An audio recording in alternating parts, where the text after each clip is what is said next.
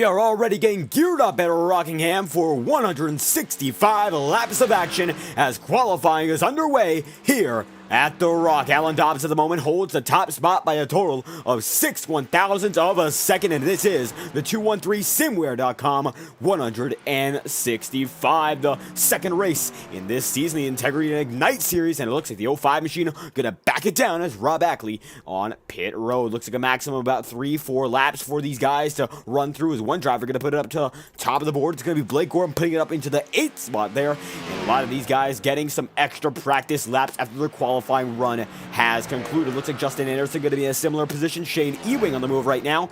22nd on the board for the driver of the number 32. Looking to improve just a bit more. He has just a bit more time as well to make it happen. Coming down Thunder Alley here, the back straightaway of Rockingham. He has the chance to make something happen. Alan Rowell puts it up to 30th, and it looks like he might be able to take it a bit higher as Ethan Lane going to now put it into the 26 machine's 9th spot on the grid, and going to come down pit road as it looks like more and more time for these guys to attempt more laps. Nick Tarabuch going to come down the stripe that time by, not going to be able to get a validated lap, but still extra time to get a few more turns at it. And that time through for Tarabuch, second on the board right now. He got a 24.396. His best is a 24.298. Matthew Thunors, top of the charts at the moment, and he has a 36.566 last time by, but his best is a 24.286, and that is about the pace you want to be at going through this about 1 mile circuit, maybe a bit longer than that, so it should be a bit more than 165 miles. But you can see Thunors back on the move here as he has his warm-up lap concluded. The 8 machine, the fastest car in this field so far. Thunors goes back up to the top of the track that time by, as Michael Stroll currently sits on pit road. Jacob Fife there as well, and it looks like Forrest Smith not on the track, but Blake Gordon getting real close to the back straightaway wall there, and he will keep it up as he's going to actually stay up in the wall and hit it. Nicholas Cohan on the way as well, and the driver of the number 57 machine having a bit of trouble there, currently 30th on the board, and looking to get just a bit more out of it, but though it looks like right now he might not be able to make it happen. One going to go way up to the top of the board there. Thunors still keeps the lead of this qualifying battle. Rob Ackley in the 5th spot, and Timothy Johnston is in 6th. And Cohan in the 57, done at 31st on the track. Justin Rowden looks to be the final driver to put in his lap. 43 drivers here in tonight's event, and the 12 machine going to be the last to put down his first timed lap. And Rowden comes across the stripe that time by for what looks to be a 29, so he's still getting a warm-up lap in. Now or never for the driver of the 12 to make something happen. 5 minutes remaining on the charts, but still almost every other driver already has concluded their run here in qualifying.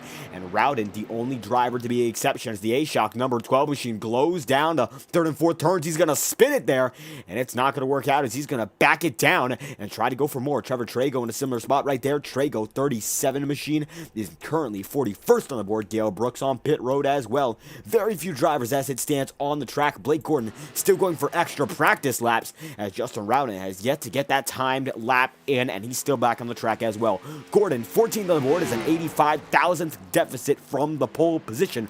42 drivers separated by half a second here in qualifying. What a gap between every one of these drivers. Incredibly talented field, and it is evident once again as the driver of the number 48 machine makes it down into the second series of turns. 3 and 4. He's going to come down the start-finish line any moment now and will make his way home once more, as he has the most laps here in qualifying. And while they aren't all time laps, he's getting a lot of experience that will matter as the race goes on. Rockingham, big on tires. The surface of this track will make a difference, as still Justin Rowden trying to make something happen here back of the board, and he's going to hit the wall that time through. So it looks like still trying to optimize his line, optimize his momentum, and eventually make himself top of the board. Still experimenting with what should work and what won't work as the night goes on here in the Rock. The 213simware 165 going to get started any moment now.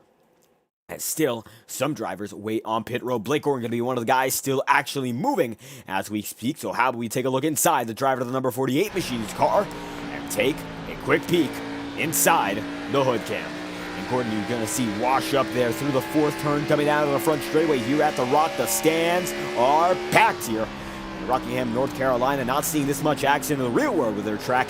As you can see, Blake Gordon takes a huge series of bumps there. He takes them nicely, able to keep it in motion, but that is a huge momentum obstacle when it comes down to how these guys race lap after lap. If you can't approach those tracks, or rather the turns at these tracks, right, such as Rockingham, a very bumpy surface, you won't be able to make anything happen.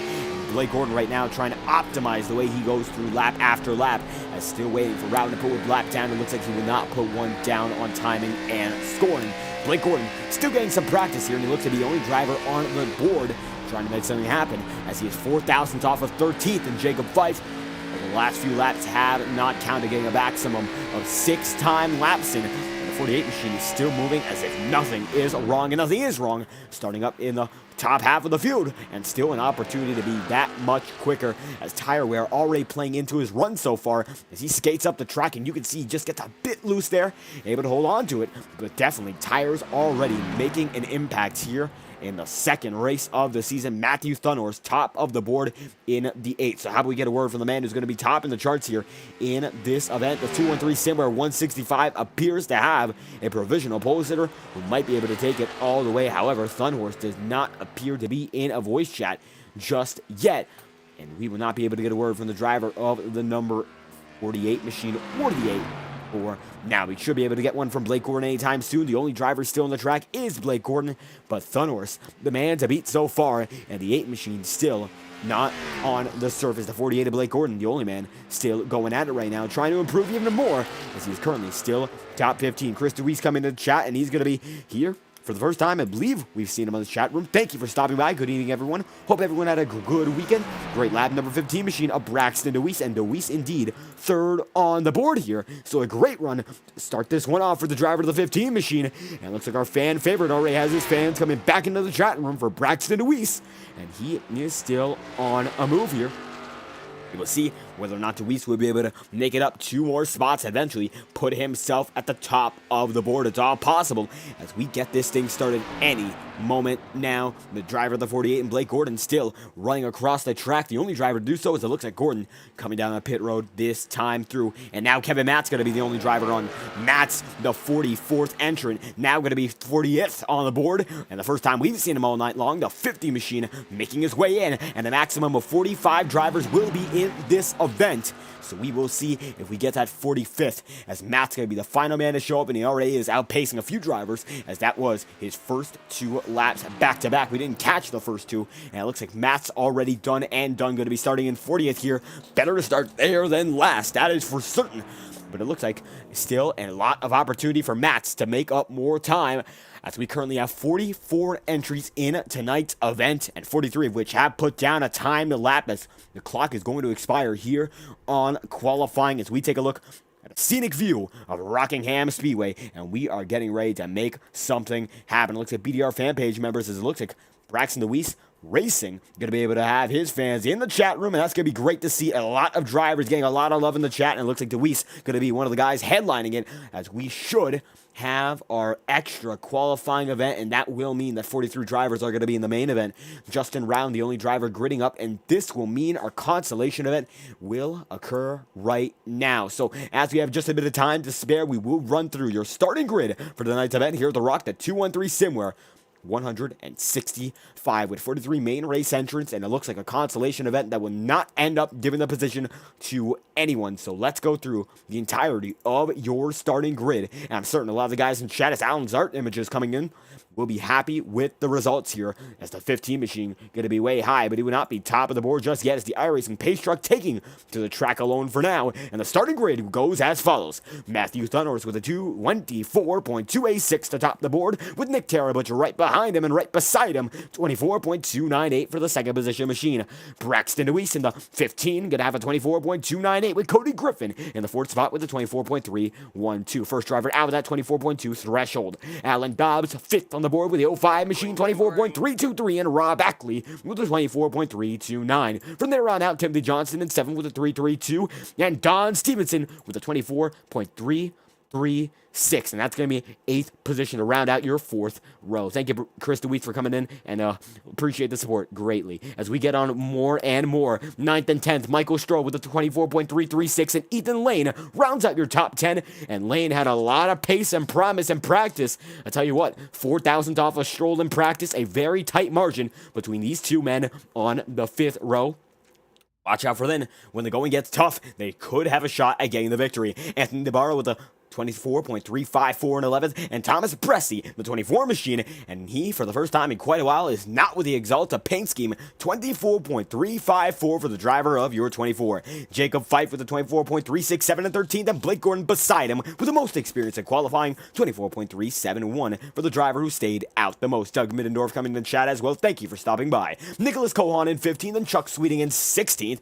We are still waiting. They are dead even on the board, 15th and 16th. Forrest Smith with a 24.394, and Justin Morton with a 24.402. Brian McFerrin in 19th with a 24.422, and Jack Michaels of Big Evil Designs with a 24.454. Alec Daffin, 24th with a 24.456. Adam Wood with a 24.481, and then Cody Smith in the 23rd spot, 24.498. Kevin McGarvey with a 503 in the 24th spot himself. DJ Stagner there as well, and he is a 24.519 with Tyler Hensley with a 520, a thousandth apart for 25th and 26th. Justin Anderson with a 24.523, and Daniel Foss with a 523 as well, dead even 27th and 28th, and a lot of dead even rows. Joe Dinsmore only has a 3,000th of a second advantage over Bernhardt there, and all these close rows show the incredible talent that we have in this league and how close it is. Jam-packed 100th of a second can mean about 5, 6, 7 places on the grid. Shane Ewing at 31st and Alan Rowell in 32nd. It's going to be 5-4-6 for Ewing, and Rowell with a 5-5-7. And we are getting onto the grid right now, so let's speed this up. Boomer Logan at 33rd, Gail Brooks 34th, and then Brandon Wencher 35th, Casey Shue 36th, Jonathan Gervin 37th, Don Runkle 38th,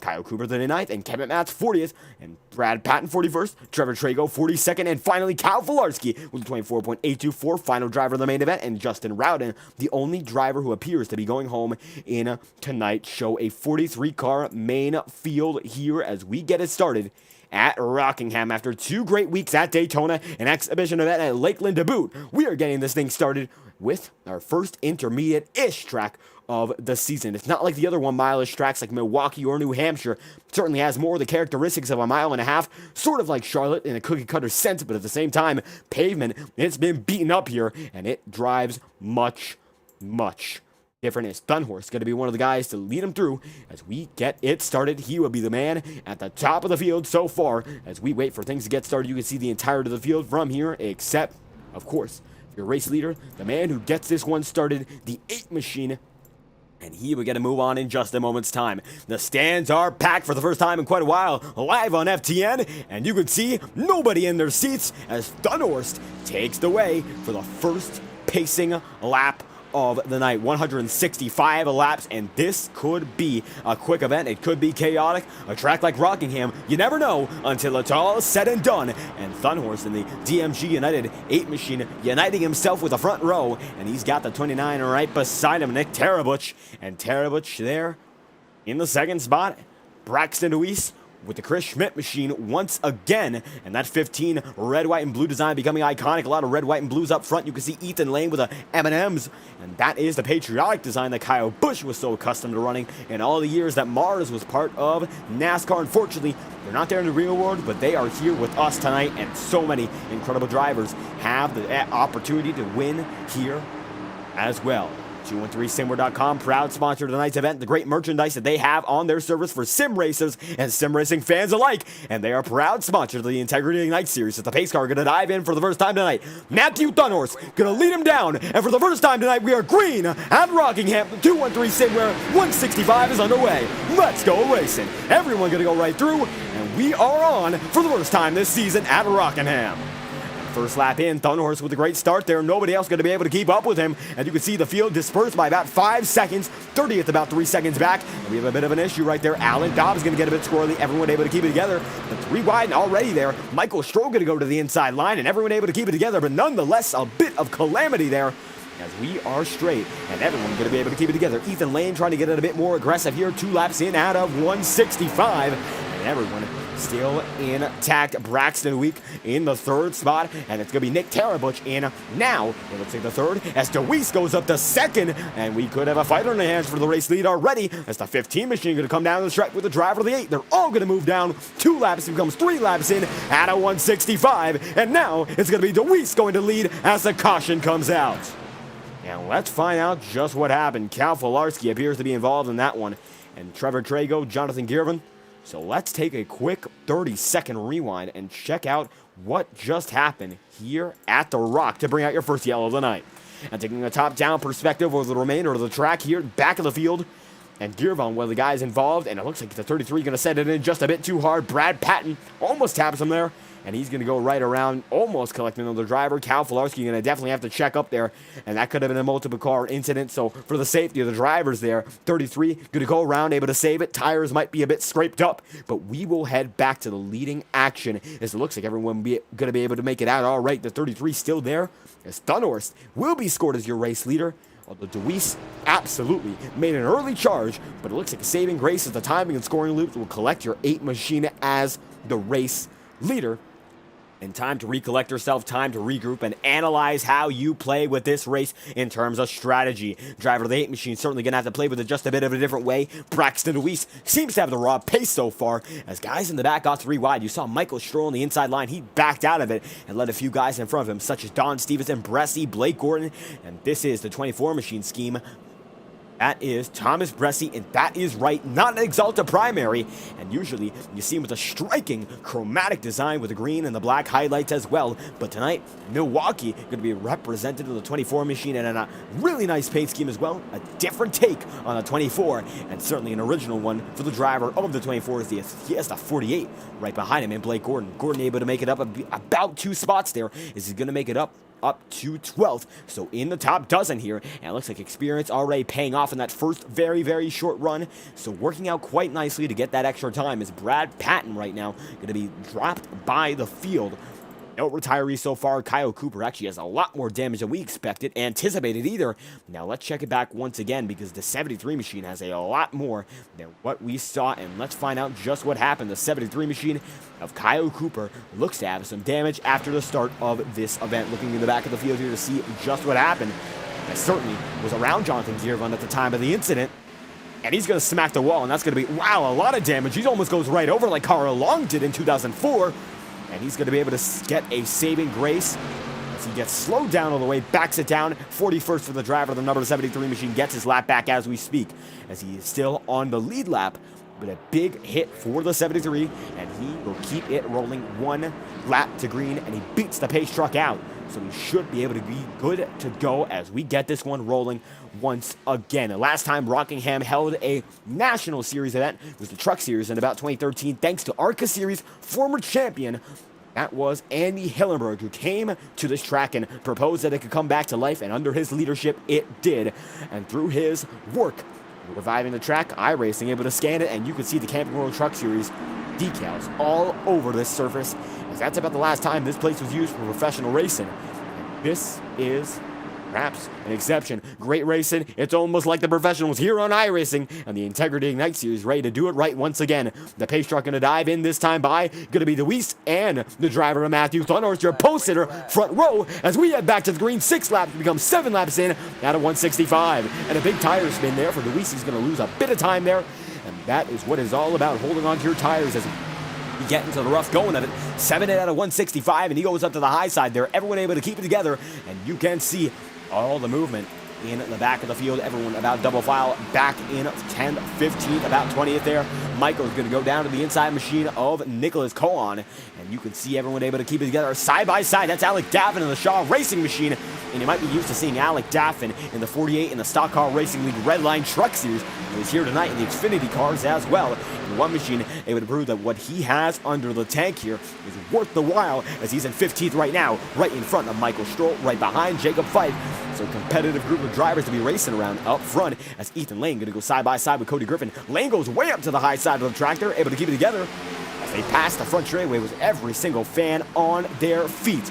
Griffin right beside the driver of the number 26 machine for only a moment is now Blake Gordon did to go for it, and Gordon looking to be a hard charger from 7th on the track and to start this one. He's now right behind Ethan Lane looking for position number 60. High side is working for him, and he's got a hell of a lot of momentum coming in and out time after time. What a move for the driver of the 48 machine out, Cody Griffin, and Ethan Lane is next target, and look at the momentum he's making it happen like nobody else is. So let's ride on board with the driver of the number 48 machine. He has something under his sleeve that nobody else appears to have. Let's see if he does it, because certainly doing it different compared to anyone else on the surface. Blake Gordon in the 48. Let's take a quick look.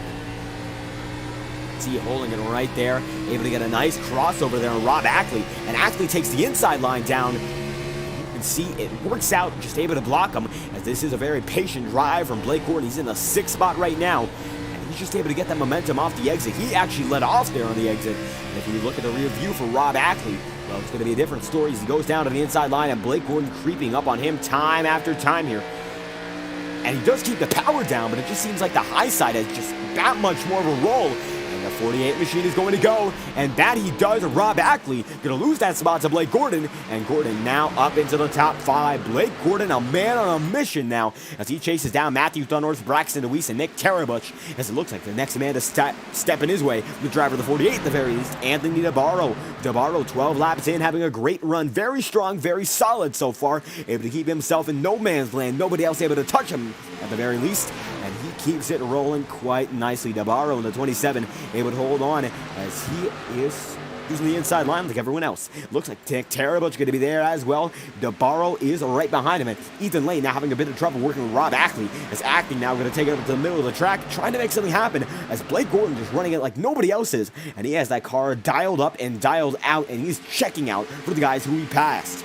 And you can see everyone else right now running about the same line, homogenizing the way that this groove is forming and checking into the back of the pack. Middle of the pack, as a matter of fact, is about the top 15. It's the same situation as we watch Forrest Smith in the 84 touch the apron just a bit, and it might get a bit squirrely as a result, but he goes down to the inside of Don Stevenson, and he might be able to make it happen that time by. That he should be able to, because it looks like nobody else is able to make that outside line work. How about that? The 47 having trouble doing the same thing as anyone else is. Of course, the outside line seems to be the kryptonite so far in tonight's racing. Alan Dobbs going to be right there with Michael Stroll right in front of this battle. But Dobbs going to go single file there. And we're going to look to the back of the back here. A bit of an incident there. DJ Stagner involved. And this is going to be a big one. Caution is out once again. Dinsmore is going to get a big hit from Adam Wood. And some guys able to slow it down better than others. And how about that? Adam Wood going to be involved. I do believe it started with DJ Stagner.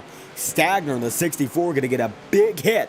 And what a beating the 64 machine is going to take. A very unfortunate circumstance as DJ Stagner, one of the men involved in this one. Let's take it back 40 seconds to see what just happened. And Stagner up top as we are watching the aerial shot of the racing surface here. We will take a look, try to get a closer analysis. Chad Michael's going to check up, get in the 9 machine, and it looks like he's just going to get pushed around from there. And Stagner watching as the 7 gets tagged, and Rowell able to get by, but it looks like Dinsmore gets slowed down. Adam Wood, Kevin Matt slows down. Jonathan Gearvon almost gets involved, and it looks like a nice checkup for the guys in the back there. Cal Volarski almost ends in with Gearvon, but you can see everyone able to keep it together nice and smooth, and the leaders are still going strong here. As Matthew Thunhorst almost arrived on the scene at the moment of the impact. And still, the 8 machine leads them 17 in at a 165 here. And we are getting through it quite nicely so far. The leaders up front having a great time, but you can see we get too close to the back of the field. Calamity ensues. And there it happened once again. You can't be too careful at Rockingham. There's no such thing as being too careful on a racing track. But of course, as Mario Andretti said, if you feel like everything is in control, you're not going fast enough. And it looks like these guys taking that to heart as we see 2 cautions within the first 17 laps of action. Thunder Alley, they go right down it, and we might see pit cycle for the first time tonight. DJ Stagner held by the pace truck right now, and he should be able to get his lap back instead of pitting. Let's see what these guys do. Matthew Thunhorst leading the way with 17 laps in on the circuit so far. This is Rockingham Speedway in Rockingham, North Carolina. Braxton DeWeese in second at the moment. And it looks like Nick Tarabuch is going to be in third as well. And that is going to be your podium with Anthony DeBarro right behind him. Blake Gordon is going to be in fifth. And Gordon has been on a tear so far. The driver of the 48 machine seems to be the fastest man on the circuit so far. Undeniable the power that he has in his machine so far. As Blake Gordon going to be one of those guys who might just be able to have it all the way. The outside line he's using, able to conserve some tires, not turning into the turns as hard, and that means a lot. Not turning into the turns might just sound a bit too obvious when it comes to tire saving, but at a track like Rockingham, it looks like he's taking the bumps much better up high, able to manage it quite nicely, and the wheel work is so minute that he just gets a great run as a result, just able to push it down the straightaways compared to having to manage it and perhaps go side by side with the wheel. If you rock it back and forth, you're going to have an awful lot of problems. That is for certain. As Thunhorst looks to be the guy with least problems so far, even if Blake Gordon has been on a tear. Nobody able to catch the man of the 8 machine after that first yellow. Braxton DeWeese, while close, has not had a shot just yet. And waiting to go one lap to green next time by here in the Rock. Thomas Bresci in the 10th spot, and everyone here in the back of the field just waiting to get it started, as Michael Stroll going to be back there as well. Stroll has a bit of a skid mark there, fighting with Alan Dobbs we saw beforehand, as Gale Brooks going to be in frame as well. And it looks like DJ Stagner getting his lap back this time by, and he's going to go as we speak. The 64 Blackout Machine going to put the lights out and get himself back into racing affairs. As Cal Falarski, the only driver at one lap down, it appears, as he comes down once again. And Brad Patton going to be on the lead lap. Stagner going to be able to get himself back onto the surface. But Cal Falarski waiting to get back on the track on the lead lap. So far, 42 of 43 drivers on the lead lap, 19 laps in at 165. As we go down the back straightaway once again. As we get racing affairs back in action, a lot of action to be presented on this channel. We will have Tuesday off before we get the Octane Series started next week, but then we have the FORL Cup Series as always, and they will head to the Indianapolis Motor Speedway for a 150-mile event in very, very short time. And in due time, the IORA Cup Series coming at you with Martinsville as well, and then the iRacing NASCAR qualifying Road to Pro Series on Thursday night at 9 Eastern, and the Road to Pro going to be great as well as we get back to the great action here tonight. 19 laps in becomes 20 laps in this time by. Green's out once again for Matthew Thunhorst. And Braxton Lewis right beside him. Now going to be way behind, as he's not going to be able to get a great jump, and that jump is all that counts on the starts. It's able to hold off both Tara Butch and Nabarro, but still not a great start there for the driver. The number 15 able to hold on as well. Double file Jacob Fife going to be able to get it over to Alec Daffin. It's the fight for now 12th. Daffin moving up. It looks like it's going to be Fife moving up as well. A big block there from Cohan, and Cohan's going to get blocked himself from Forrest Smith. And Chad Michaels goes down to the inside line, and a checkup shot caused the last wreck, as it was not three wide action we saw early on. Stevenson might be able to have it taken three on him with Cody Smith almost there, but Cody Smith going to be there with Gale Brooks. The 9 machine, it looks like going to be able to back off there. That's Justin Morton, and everyone keeping themselves intact here as they go three wide almost. That time by, they do go three wide. Morton going to be in the inside, Alan Dobbs in the middle, and the 18 is going to be there as well. Cody Smith in the middle of a three wide battle so far. Don Runkle in the back of the pack, and it looks like some of these guys have taken it around. It's going to be Jacob Fife who goes around, and that's a big single card incident, and we will check on the driver of the 36 machine. Down and around, he has it back underway, but Fife not in the position he wants to be in. And let's check back and see what happened. Looks like Alec Daffin got right into him, and we will see whether or not that is caused by just guys merging down. And looks like a little bit of impatience there. Go down the inside line, and Fife tries to block it. A racing deal there as the 36 machine goes down and around right by the NASCAR Hall of Fame marking there, and he gets back underway. Certainly not the start that Fife looking for, as the 36 back on the move in 42nd spot. And we will see what's going on from there. Ethan Lane in the 6th spot. Braxton Lewis is now your race leader. And driver of the 15 machine taking it under our quick intermission. And let's check on what just happened. As certainly going to take that spot from Matthew Thunhorst. Although it does not look like we were able to get a replay just now. As still, the 8 machine right behind your race leader. And the battle for the lead is brewing. 24 in out of 165. And we are moving with DeWeese, your race leader. And it looks like BDR getting some great feedback here. Great reception for the driver of the 15. Fan favorite in the chat room, making it work. 24 becomes 25 laps into the 165 on the tear. It is Braxton Lewis. Top 5 guys so far still holding on quite nicely. Chuck Sweeting able to make it up into the 11th position in the number 75 machine. Timothy Johnson going to be right behind him, or now right in front of him in the USAA machine. And Cody Griffin going to be there in the 9th spot. Rob Ackley in 7th, and that he's going to be chased by Thomas Bresci. And let's ride on board with the driver of the number 24 machine, see what's going on. It's the gyro camera. You can see every single hand movement in exact detail. So let's take a look once again, see what's going on. Take it in from the interior hood cam, and we try to get the interior hood cam, but that will not do. Let's take it from the exterior and see what's going on for the driver of the number 24 machine. And slowly but surely, guys going up to the top. Again, you can see Blake Gordon just in frame here, and the rear view mirror is showing the most recent guys, or rather the closest guys to the driver of the 24 as it stands. Still getting oh so close to that top pack of Braxton Lewis, still leading the way on this angle, of course, as Deweese's front end angle going to show you a much different perspective. He has Thunhorst in his rear view mirror, and you can see from the angle only a few guys going to be shown on that mirror. But very, very minute work on the hands there. As you check Blake Gordon again, as he now is a battle for the 3rd spot. And Blake Gordon getting oh so close to that podium placement. And the 48, the fastest man on the track for now. He goes way high once again, and he tries to get that run on the high side, and he comes off with about 5 more miles an hour of speed. That time by came off of that exit with 148 compared to now it's going to be a big save for the 27 machine, as we were going to say DeBarro was much slower. He goes real quick there, drifting it at 140 and keeps it intact. Battle for third gets much closer, and now Blake Gordon goes to the inside for it. And they almost touch there. Big time intense racing. And what a save for the driver of the 27 machine, and a big tap, and now the front end is damaged for the driver of the 48. And Blake Gordon having a great run so far, but it might be a bit of damage to not deter his race, but defer him from the front of the pack.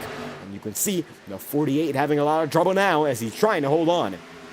30 laps in, and the battle for the lead is not going to be the one we're focusing on. Another big hit, and a big save again. Ethan Lane goes through, and that's going to be a two-man move as we see two going to the wall there, and they are not happy. Blake Gordon going to get involved, and everyone going to be able to keep it going. And he will try to check on the back here, and it looks like they will not touch again. And certainly something happening with these two drivers, not happy at all, as Chad Michaels going to get damaged as a result of it. And now going to be able to clear DeBarro, and they were having a promising race to both of them. And they're both going to have a lot of damage as once again going high. The 48 going to go, but looks like Michaels might have just a bit more power coming off of the stripe. And now it looks like that 27 machine got beat on as well, and not good. Tempers flaring here at the Rock. And the closest thing we've seen to a short track all season long, bringing out some short track aggression. And now they're back together again as it's going to be Nicholas Kohan going up to the inside. And you can see the 27 struggling now, and the 48 is as well. They definitely have a few revs down, and we will keep a monitor on this situation. Braxton Weiss leads by a 10th of a second as these two have opened up their own universe here. And Ethan Lane going to be the next man up as the driver of the number 26 machine, way far off now, and you can see Nick Terabich right behind him. Third spot now wide open. It was a battle between two drivers. Now it looks to be one and done at the same time, and the driver of the 26 machine has that spot over the remainder of the field. It is Ethan Lane in position number 3 as it stands, and Lane has a hell of a lot of talent here. We've seen him on the service time after time. He's a racer in the FTF Cup Series, and we've seen him there beforehand, and he is here to prove something, and certainly going to make it happen here at Rockingham. Not able to start at Daytona, unfortunately, one of the two drivers sent home on the initial race of the season, but tonight, making sure that it goes much different, as he's able to make a nice pass, a very clean, calculated maneuver on the guys in front of him, in DeBarro and Blake Gordon, and eventually make himself home on the final spot of the podium, as it stands, he is certainly far out of competition with any guy behind him. He has that edge, and he will continue to use it as the race goes on, and hopefully, for his sake, he'll be able to keep it up front as the night will go on. And I do not believe this is going to be a day-night transition on track, but certainly a transition to late-night aggression as this race goes on here on the iRacing platform. Braxton Weiss going to be the man on the move as well. The number 15 machine still keeping it intact. As you can see, Thomas Bresci holding on to this battle for the third spot as well. Totally a series of different perspectives. If you want to hold on to perspective, hold on to the driver of the number 24 machine right now. He might not be up front just yet, but he's certainly getting closer and closer as the night goes on. And now the top 5 for the first time in a long run as we are getting into a green flag run. Casey Shue going to go side by side there with Michael Stroll. Stroll gets the edge and gets the pass done. And the 38 on the move, the AC Delco number 38 machine. Shades of Dale Earnhardt Jr. in his younger days, the 98-99 Busch Series champion, and very similar paint scheme with a very familiar sponsor, that's for certain. Looking a bit further back, Blake Gordon and Anthony DeBarro again. What's going to happen here? It looks like they're going to be able to keep it side by side. Respectful racing. No, they are going to touch, and they're going to take Rowell with them. 3-car incident. It's a big one coming up the track, and another car hit. We will have a caution. And I do believe that was bound to happen, given the circumstances. And I don't necessarily mean that it was bound to happen as if netcode, but certainly tensions brewing. And that is the final outcome. And we saw the battle beforehand. It would take us forever to rewind to it, but this is just the culmination of frustration.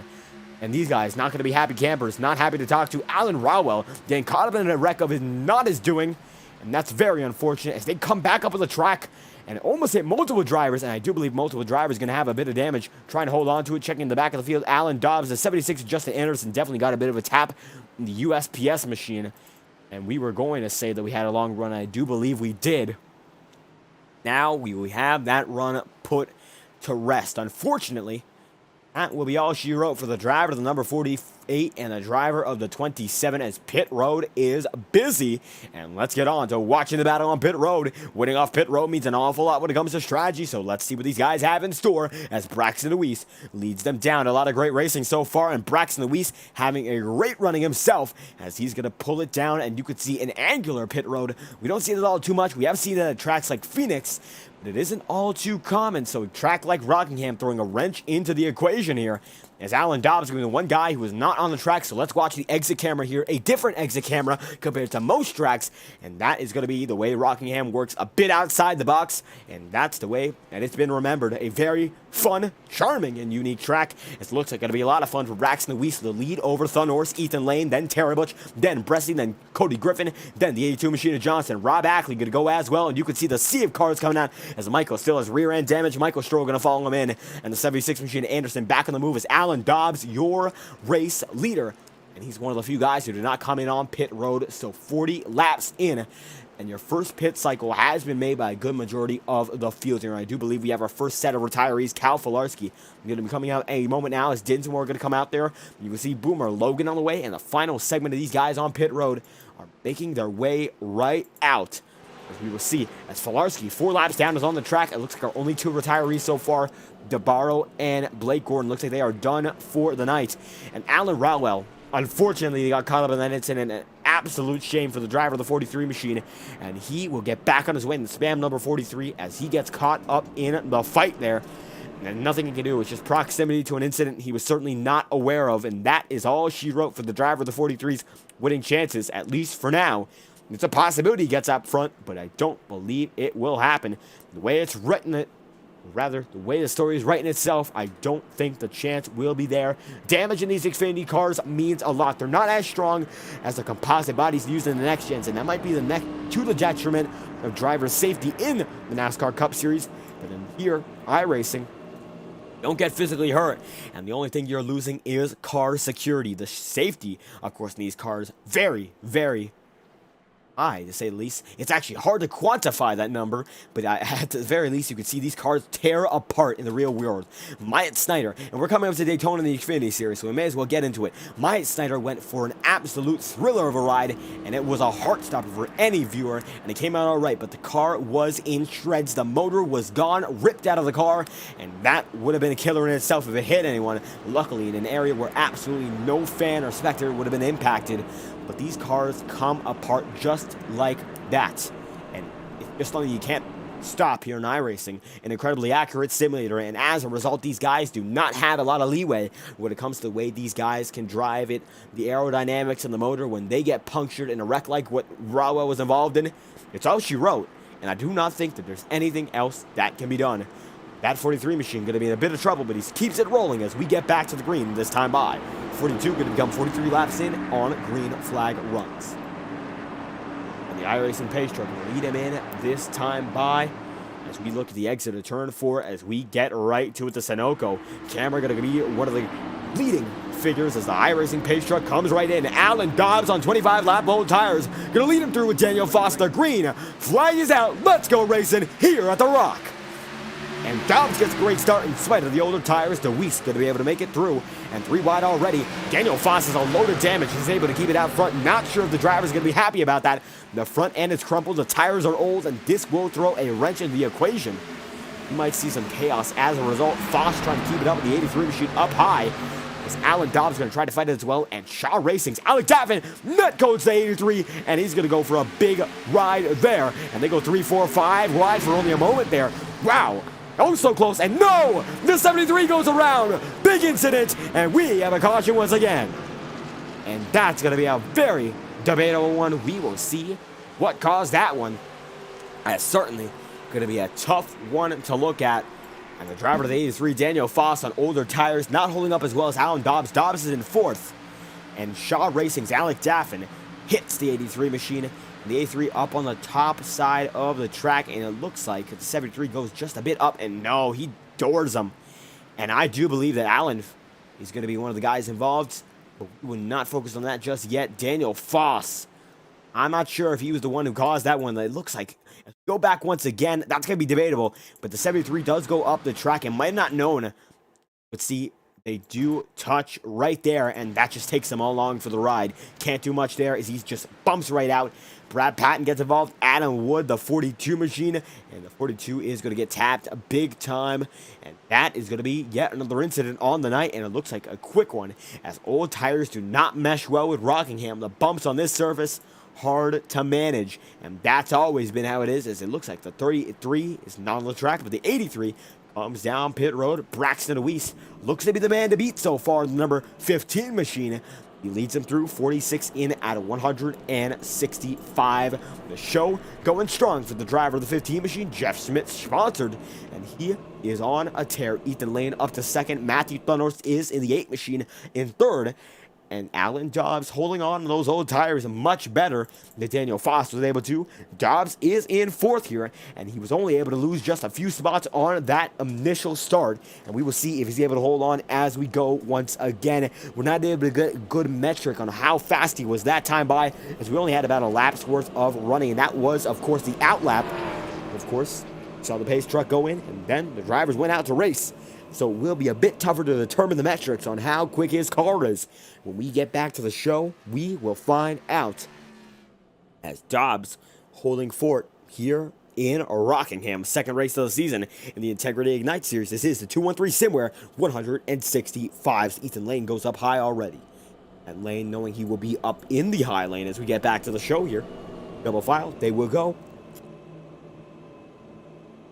Although it appears they will go double file. Next time by, Lane in second, as it is Braxton Weiss in the first position. Alan Dobbs looking to be in the fourth spot right now, the highest up driver on new tires. No other driver in the field has older than 14 lap old tires, and that's Cal Filarski, as Filarski looking to get more laps back on the track here as he continues to repair his damage and keep himself in the game. DJ Stagner right in front of him. And it looks like Stagner able to recover from that earlier incident in the 32nd spot right now. So still a lot of time to gain laps back. As it is Braxton Weiss holding on strong here in the number 15. Fastest man on the circuit so far. His best lap, a 24.552. Nobody on the circuit looks to be faster than he is. Although it looks like only one other driver could have ran a similar lap, and that is Blake Gordon with a 5.98. The fastest driver on the circuit is still your leader. And a few guys already very quick taken out of contention as Weiss down to the inside line, and Ethan Lane stays up high, 48 in out of 165. Alan Rowell looks to be getting off pit road this time, and he should be able to beat the pace truck out. We'll see whether or not he's able to do so. He still has a shot to make it happen. We will find out in only a moment's time. A lap until we get back to the show here. And it is DeWeese over Ethan Lane, Matthew Thunhorst, and Alan Dobbs, with Rob Ackley in fifth, and Nick Tarabuch now looks to be in the sixth spot, although they swapped lanes there. So fifth to Tarabuch and sixth to the Rob Ackley machine in the 22, holding on strong as we get back to the show in just a moment's time. The driver of the number 15 leading them through.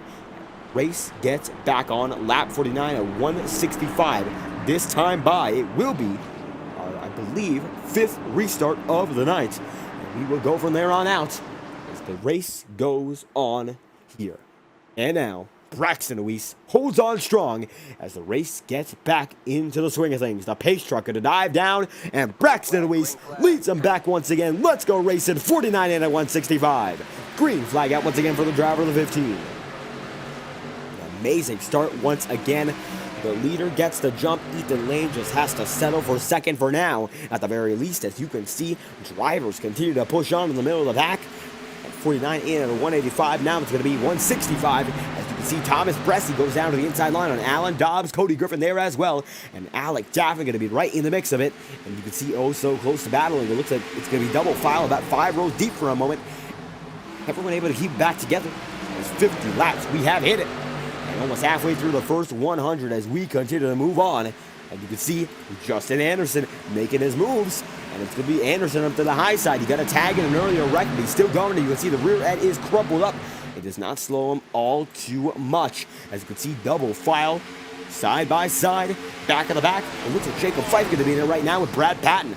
Patton has been involved in quite a few incidents. The front end has crumpled up itself, as it looks like Fife going to be fighting with Michael Stroll there, and Stroll going to be in 17th. Damage not stopping a few of these guys, and it looks like they will be able to hold on in spite of the incidents they've been involved in. And that shows how intense these guys are about competing.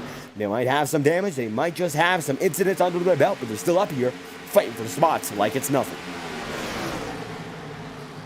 52 laps in, as we are watching the middle of this pack. It looks like the 57 able to hold it on, as the 25 machine, Chad Michaels, might have the most damage out of anyone in this event so far.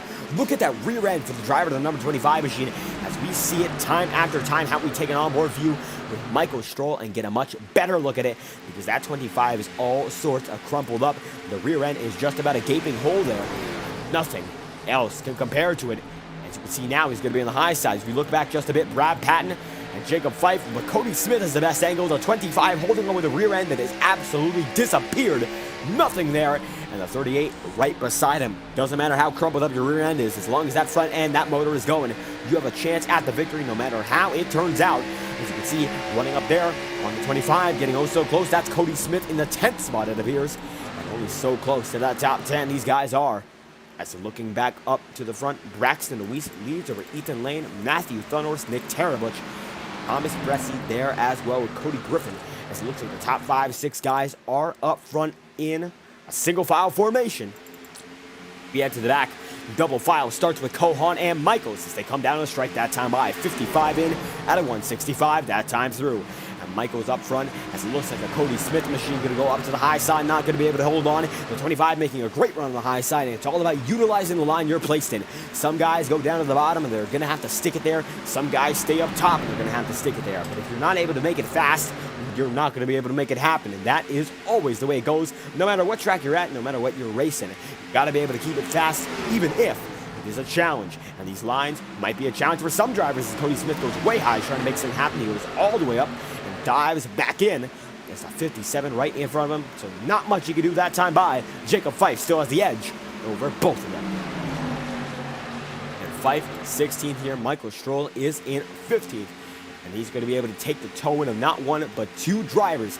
And that draft going to be able to save him a lot of time, a lot of pressure going to be taken off of his back. As he goes up high just a bit, Jacob Fife going to be there as well. And double file, it will be the 25 machine up there. And he's going to be able to hold on oh so slightly. Going to be able to make it happen. Not a lot of contact in this race so far between these guys, like the 25 and the 38, although not a lot of room given so far, as these battles are oh so close and they are able to make it happen like it is nothing. It is an immense challenge. Keep it together like that, and it looks like we had an immense challenge making that sentence happen, but Alan Dobbs able to get inch by inch with these guys and make it stick like it is nothing. As Braxton Deweese is gaining on Ethan Lane when it comes to gaining an advantage at the very least. Matthew Thunhorst there as well. Nick Tarabuch in 4th, and these guys up front, they're able to pull away from the remainder of the back as they are fighting double file for the most part. It looks like Daffin and Ackley able to hold on as well. Timothy Johnson in the 9th spot. And everyone on the track right now looks to be able to keep it long and strong when it comes to timing and scoring. And I believe right now about 40 drivers are on the circuit. As we take a quick break there, Timothy Johnston is one of them. In the 9th spot right now, Johnston having a nice and consistent run, making sure everything goes right here, just able to keep it on the track lap after lap. And sometimes that's all what it's about. Ticking down the laps, making sure you're just there at the tail end of it, and if you're not there at the tail end, you're certainly going to have a lot of troubles making something happen. As it looks like right now the field is spread out by about half a track's length overall. Timing and scoring, showing that the driver of the 26 machine going to be right on the tail end of Braxton Deweese. And right now they're going to be side by side for the race lead. Ethan Lane going to be there, and they're catching up to the first lap car of the nudge, Justin Morton in the 9. Oh, so slightly. It's going to be about a 5-10 second gap between these guys so far. So gaining ever so slightly on that lap pack. As Ethan Lane is your new race leader, and Lane has taken it for the first time tonight. And now Matthew Thunhorst gaining in, as it might just be tires getting used up by the driver of the number 15 machine for the first time. And he held on very nicely throughout the entirety of it. He's still in 2nd right now, so still could shuffle things up. Although it looks like now Ethan Lane is beginning to build a gap, and now he goes up just a bit high there, giving just a bit of room for the 15 machine to make something happen. No lunge happens though, and the lunging will not work up front here. You got to be able to keep it consistent time after time. You have to make your motions whenever they are correct. And it is a hard game to judge or justify motions of aggression in a racing car, and some guys going to be able to make it happen like it's nothing. Matthew Thunos, for instance, goes down to the inside line on the 15, and is able to make it stick that time through, but it still looks like Thunos has not much on the inside, as DeWeese able to counter him on the outside. Nick Tarabuch there as well. Alec Daffin right behind him. There's the top 7, top 8 guys still going on, as it looks like now getting spread out in the back here. And double file Kevin Masses with Shane Ewing, as this looks to be a big pack here. Don Stevenson right in the middle. Alan Dobbs falling back to the realm of guys like Brad Patton. Patton's had a great race given all the damage, so that's been a lot of attrition for the driver of the number 2 machine to hold on as if nothing is wrong with that car. It is a lot. That Toyota Supra has been through a lot, and the front end is indicative of just that, but still, it looks like that car is good enough to keep it competitive, still running inside the top 20 here, and that's a feat in itself. Caution flag will come out once again, and it looks like Boomer Logan going to be involved in this one. Let's check on just what happened. Brendan Wenger there as well, and Wenger getting the most of it, and we will take an instant replay, find out just what happened. 88 lunging it into that turn, gets it a bit squirrely, so this might be a sign of a car not cooperative with the track there. And the green number 88 machine takes it up to the high side, almost gets banged up to the wall. DJ Stagner collapsing, and now Boomer Logan gets in as well, and a collection of cars there. Logan gonna get big time beat up, and Wenger does get there as well. DJ Stagner in that mix, and the 88 machine gets all sorts of torn up there. Looks like a big incident at the back of the pack. There now 100 laps remain, and we are under yellow to bring us in to our 100 lap to go marker. How about that, as the pit road is exciting once again. The race is going to continue once more. Let's see who's able to get it done up front, as these guys roll right in with 100 remaining. And Ethan Lane leading them down to pit road. Braxton Weiss getting a saving grace with new tires. He might just be the man to work with. Gail Brooks goes up front, and we will watch that pit road exit cam, see what's going on here in pit lane. Of course, guys coming into their stalls, as Thunos has that pole position stall, and Tarabuch follows him right in. And it looks like once again, for the good majority of this field, it will be a total of 4 tires and fuel as guys come out. Oh, Ethan Lay gets it by Braxton Weiss by just about a nose. There's Tarabuch, Griffin, Bressy. Tarabuch is going to be there as well. And it looks like Cody Griffin gets the edge on him. Alec Daffin there. Michael Schroll makes his move out. Jacob Fife there with Brad Patton. Don Stevenson, as Gail Brooks is your leader with Cal Filarski right behind him. Filarski, 4 laps down, should get his lap this time by. First of 4 he has to get himself back up front, as the 6 machine does not look to have a lot of visual damage anymore, and might be able to compete if he has the opportunity to get back on that lead lap. We will see, as 99 laps remain here in this event. Looks like Ethan Lane lead the outside line with Gail Brooks leading the inside. If we go to green the way it is, how will we get an interview from one of these drivers, as Brooks holding on to an alternate strategy, and we will see what the driver of the number 71 machine is up to, as pit road is not active anymore, and we will check in with the 71 as soon as we can get an interview, although it looks like right now as we speak might not be able to get into a voice chat, and we will find out. Although no, it looks like Gail Brooks is available for comment. So how we get our first interview of the night here with the driver of the number 71 machine, and that is Gail Brooks. So let's get a word from the driver, of course, of that number 71 DeWalt machine, and see what is going on for the Steel Horse Racing entry of Gail Brooks is coming down pit road there. So maybe not going to be able to make that one happen, as Brooks is going to come down, and Ethan Lane will lead the way so far, and we will try to get a word with Ethan Lane as we speak. Lane going to be in voice right now, so let's get him in and see what it is. Although it does look like 1 lap to green, so maybe we're going to hold off for now, just to not distract these guys, make sure they concentrate to the fullest. And that is the thing with these guys, even if it is 1 lap to green, you still have about a minute or so distracting drivers with 1 to green. We've seen some disastrous consequences as a result, so we won't do just that. Going to leave these guys in peace as 97 laps remain. Lap 69, and a nice distance we've made up so far for these guys, and a very, very great run for the most of these guys up front, especially as Braxton Weiss leads the inside line first time through, and now this time through Ethan Lane leads it with DeWeese on the outside. Then it looks like Thomas Bressy gets himself up into 4th, and Cody Griffin is now there in 5th. Thunderhorse in position number 3, and your pole sitter does a great shot at the race victory. As it stands, don't count him out, as we will continue to get the racing underway with 97 remaining. We'll be back in just a few laps time to finish this one off. Wait to get the show back on the road. Ethan Lane there, and it's going to be the driver of the 15 machine of Braxton Louise as well. Pace trucks are going to dive in, and we will go green once again. Say hello to Rockingham. Under 100 laps to go. Green flag is out. Let's go racing once more. And Ethan Lane gets a great start once again. Howie Ryder on board for one lap with the driver of the number 26 machine. And see how it is inside the cockpit of your race leader.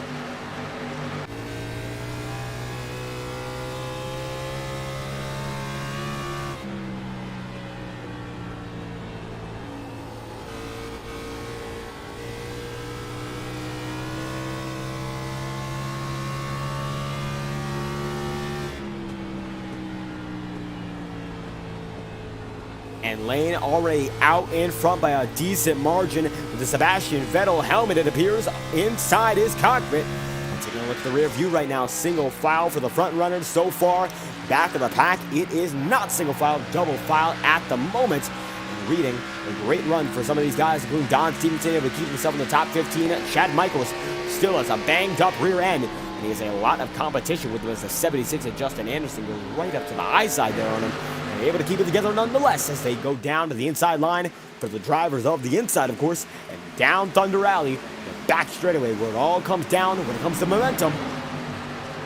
Still held on by Michaels there in the 25 machine. Ethan Lane leading over Braxton Louise. Thomas Bresci for the first time now up front in this lead battle in the categorization of the 24 machine. Well, he's been a front runner so far. We've seen him all the way up front in multiple races to Clash, tonight here, and at Daytona. So a lot of great runs for the 24 so far to get this season started off. Will it be enough to get himself up to the top of the board and perhaps keep himself in the championship hunt? Well, this early, anyone's in the championship hunt, but it's all about solidifying your spot and solidifying your legitimacy as a contender. As Deweese might be able to let the driver of the 24 machine through this time by, but the outside line has a lot of power, not enough. Now it's going to be Bresci up to second, as Rob Ackley able to save it in the back of the field, everyone able to keep it green there. Ackley has a bit of trouble and certainly locks up those tires, and now we will check as the 22 with the 38, and they hold on side by side, a 2-by-2 battle. It's going to be with Jacob Fife there in the back of him, but Ackley and Michael Stroll able to hold on to it quite nicely. Nonetheless, 22-38, these guys are double file once again. 91 laps remain for the driver of the 22 and the driver of the 91. Well, none's event as it stands, and it will be 91 to go either way. And you can see the hard moving here in the middle of the pack as guys will fight till the end of it. As Brandon Wedger looks to be the final driver on this track, he's 10 laps down and still waiting to get back on the circuit. As we take a quick look at pit row, 90 laps remain here with Ethan Lane now leading a hard-fought battle with Thomas Bresci coming up with the driver of the 26 this time by. It could be a lead battle, and it looks like it will be. The 24 goes down to the inside line, the quarter panel not even visible now, and it looks like Bresci might be able to make it happen this time by. Side by side they will be. And coming up back to the stripe, it will not happen as Thomas Bresci is your race leader. This time through, the 24 has the edge, and Ethan Lane falling back now. New race leader, it is the number 24. And with Bresci up at the front of the circuit here, single file back of the field. It looks like they are not just yet with the top 10 guys. They are moving. 89 remain as Alec Daffin goes down to the inside line on Braxton Deweese, and it looks like Deweese's car not handling the temperature change. Perhaps the conditions are different with the way it started, and it certainly looks like it is not working out in the favor of the 15. Alec Daffin will try to get himself in the top 5 this time by. If he's able to make it happen on Deweese, he will be in that top 5 for the first time all night long. 88 laps remain here at Rockingham, and it should be able to happen so long as he gets that one spot. We will see whether or not he gets it. As Bresci holds on, as he's got side-by-side battle right behind him, Ethan Lane and Matthew Thunhorse, as Thunhorse going to have to let the 26 machine by, not able to hold on that time through, and the 26 back up into position number 2. Podium goes as follows with 24, 26, and 8. As side-by-side, Daffin goes down to the inside of Deweese, and still going aggressively to get that spot. And coming back up to the stripe here, 87 laps remain, and these guys fighting, tussling like the 87s on iRacing, and it's been a tough ride for all of these guys. They are moving. no matter what it is, Rockingham takes a lot of time and a lot of effort to get great at it, and mastering a track with so many bumps and so many obstacles on the circuit, they might not be visible from the broadcast perspective, but it is evident when you look at it from a closer perspective. How about we take that closer perspective with race leader Thomas Bressi and take it to the nose camera, and you can see the slight movements that the nose is making time after time, and put it into perspective. Even coming out of the back straightaway, a bit of bumps, a bit of force being put onto the car, and it's all about managing that with the tires going up and down, back and forth. Not a smooth ride here, but still a crazy one either way. With a lot of competition, you have to hold on, go as quick as you can, and it looks like right now Bressi has a gap over the remainder of the field by half a second. Ethan Lane, the 26 machine, not holding on just yet, and track conditions are favoring that 24 and the way it's being driven. It looks like nobody else able to hold on just yet, and we could be approaching our first green flag pit stop cycle, as these guys are starting to get into a rhythm once again. 15 laps on this pit set, so it could happen this time by. It looks like about 50-60 laps on a cycle here at Rockingham, so it could be now, it could be never. You'll find out whether or not these guys are able to make it happen. It is all possible as we get down to the later stretch of this event. 83 to go as we have just about hit halfway here at the Rock. The 213 Simmer 165, and we are at the cross flags. And Bressi takes the cross flags that time through. And now we will wait for the remainder of this race to happen. And of course, a lot of action to behold as we get into it. First half been great. Now time to see the second. Kevin McCarthy side by side there with the driver, the number 45, and Adam Wood, and Wood up to the high side, just a battle for the 25th spot. With 82 remaining, these guys are double file. It's going to be Ford on Chevy, and the Chevy with the edge so far, bringing another Chevy as Joe Dinsmore going to go there as well, and down to the inside line, single file they will be. And the 95 moves with the 42 effortlessly to keep himself up in the front of the back. 81 laps to go. Now going to check with the driver of the 81 machine, Brandon Bernhardt, going to be in a tight battle for only a moment. There's a few drivers right behind him, and right in front of him is a big battle between Nicholas Cohan and Alan Dobbs, as Cohan now in the 21st spot fighting with Dobbs for position number 20. Alan does have some damage, and it is evident that he has that damage. Side by side they will roll. One driver coming out on pit road, that will be the driver of the number 9 machine in Justin Morton, going to go one lap down that time through. Kyle Filarski 4 laps down as we speak. Kyle Cooper will be the next man to be lapped at this pace. He's about 5-6 seconds ahead of the leaders, and we will see how quick they catch him as 80 laps remain for Thomas Bressi and Ethan Lane. As Lane is caught back up, and Cody Griffin in the 3 machine is now close in third. And levels of competition intensifying here as Ethan Lane now back in the mix, and you can see a tight battle has been brewing as the 26 getting oh so close to the back bumper of the 24. 79 laps remain now, and it is getting intense up front as it is the Toyota Supra of the number 26 fighting with the 24 Milwaukee machine, and for the first time running that Milwaukee paint scheme here in the Ignite Series. And the Exalt, the usual, is having a great run either way. Paint scheme might be a switch up on luck. It might not be, as now Ethan Lane goes down to the inside line trying to take that victory away from him, as we could see a green flag run that makes this the battle for the victory. It's all possible as the race goes on. 78 laps to go here. We will continue to roll on as the 26 machine takes that lap that time by. 77 laps remain. And now Thomas Bressi trying to fight on the outside, trying to do what the 48 machine did and make it work up top. It is a challenge, and very few drivers have been able to master it. But if you master it, you have an advantage going into the remainder of this race, and that is evident with the way a guy like Blake Gordon was driving, a way like, well, I do not believe there's any other example. He's the one who's been up front as the 24 goes down to the inside line and crosses him over. Battle for the lead. You'll see yet another pass for it, and the 24 now has that edge. The 26 right there, and it will be Cody Griffin there as well, and it will be Matthew Thunor still riding around. And it looks like, let's watch on board, and you can see he is certainly just waiting for things to happen. As we catch up to our first lap car in just a moment, Thunor in that 8 machine, watching the top 3 guys right in front of him. And this is the front row seat to the battle for the lead. Right now, Ethan Lane has that edge over Thomas Bressi, and Cody Griffin right behind him. And you can see that the 8 is just holding on for what he's got right now, not trying to push it all too hard.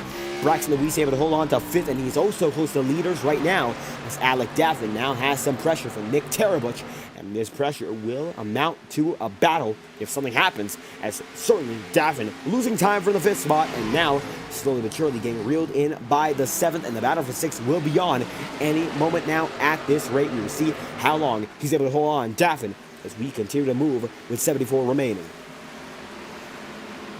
Coming down on the inside line, Alec Daffin, looks like the majority of the field at this point is taking the inside line as we come up on our first lap car on pace. And the 73 machine has an awful lot of damage, and that will be an easy maneuver for any driver to make.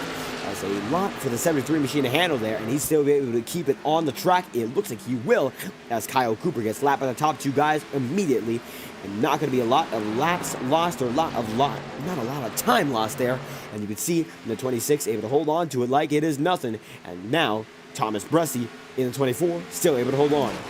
Matthew Thunhorst in 4th, Braxton Deweese in the 15 machine in 5th, as Nick Tarabush in 7th and 29, and Alec Daffin still holding on into that spot, as it looks like a lap car might be able to throw a wrench in the equation here, but it will not, and everyone will go down to the inside line like it's nothing. 73 going to be able to hold on as well, going up to the high side, as nobody else running up high at the moment. The inside line has been king most of this race, and it proves to be once again, as nobody going to challenge the 73 of Kyle Cooper. Ethan Lane now gapping the remainder of the field as they come up on Alan Rowell, another lap car. 43 having a bit of trouble there as well, but going to be able to give these guys the line that they need. And it looks like going to be a pinch there for the 24, and it almost doesn't work out in the favor of the 24 machine, but able to hold on quite nicely. And Rowell will let the 24 by, and now on to the remainder of the field, as the first 2 lap cars have been dealt with. 70 laps to go, and we are getting oh so close to a green flag run. Nick Tarabush almost gets blocked there, able to keep it straight, and he will able to keep it. Hold on as well. He'll be able to keep it on as well, and holding on, he is doing it quite nicely. As you can see, the 8 machine keeping it in style. Coming down the stripe once again. Now it will be 70 laps remaining, becoming 69 laps remaining. And Ethan Lane just holding on nice and smooth here, as 69 laps remain now. It is coming down to crunch time, almost 100 laps into this race so far. And you can see Thomas Bresci and the 24 machine still within reach, but getting a little further away, so might be able to run these laps out and wait for the pit cycle to get something happening. That is always possible. It could be a fuel risk. Might be able to calculate less fuel, get a little bit of an advantage coming out. And fuel is a big factor in these green flag runs. Looks like tires have been as well, but it looks like everyone's set in stone about getting at least a 4 set of tires there every pit stop. So now it looks like fuel might just be the determining factor of this race victory. Ethan Lane going down to the stripe that time by. It will become lap number 99 here at Rockingham. And the 213 Simmer 165 going through its first 100 quite nicely. And we've only been live for about an hour here so far, and we have seen quite a lot of racing action. We've seen drama, we've seen action, of course, we've seen the chaos, and we've seen quite a few incidents. But now drivers settle into a long green flag run, and we could see about 100 laps go green if we have the remainder of this race go all the way. Lane takes us down to 100 laps, and we are now with 66 laps remaining here at the Rock. Checking further into the remainder of the field, looks like Nicholas Cohan fighting with Forrest Smith now side by side for position number 14, and Forrest Smith going to be able to lose that one, and now Cohan able to gain that spot, and the driver of the 57 able to take that edge and move on with it and try to chase down the battle between Jacob Fife and the lap car of, well, Alan Rawell, as the 36 still right behind the driver of Don Stevenson. And Brian McFerrin there in 20th. These top 20 guys having a great run so far, able to keep it nice and smooth. That's what it's all about to start the season. Chad Michaels there as well in the number 25 machine right behind the battle between the 57 there. And you can see, despite the fact he does not have anything going on with his bumper, the rear bumper, while it is gone, he still has a lot of speed in the front of that car. And that's the only thing keeping him going lap after lap like nothing is happening. And he's been able to make it happen as if it is all okay. The driver of the 24 machine holding on is a 00, Don Ruckle Jr. on frame. Kevin McGarvey still fighting with Adam Wood there. Orange and blue, these two have been fighting. And you can see almost up to the high side there, Wood going to be able to squeeze right out of it. Justin Morton right behind him as well, as it looks like the next man to be lapped will be Don Runkle. As you can see, Cal Filarski right behind him, Trevor Trago there as well, and the leaders are coming up slowly but surely. on the mix here. Ethan Lane going to certainly run into some lap traffic as he has about a 1 second lead over Thomas Bressi now. And Bressi now fighting with Daniel Foss, and it looks like the 32 machine there as well. And 32, of course, of Shane Ewing. As Ewing there going to be right in front of Bressi as Bressi goes down to the inside line. And these lap cars are now facing a dilemma. Of course, they want to fight each other for position, but these lap cars have these leaders coming up on them. So you do have to give up a lot of time, consolidate that time. But a lot of guys are going to go one lap down as this run goes on.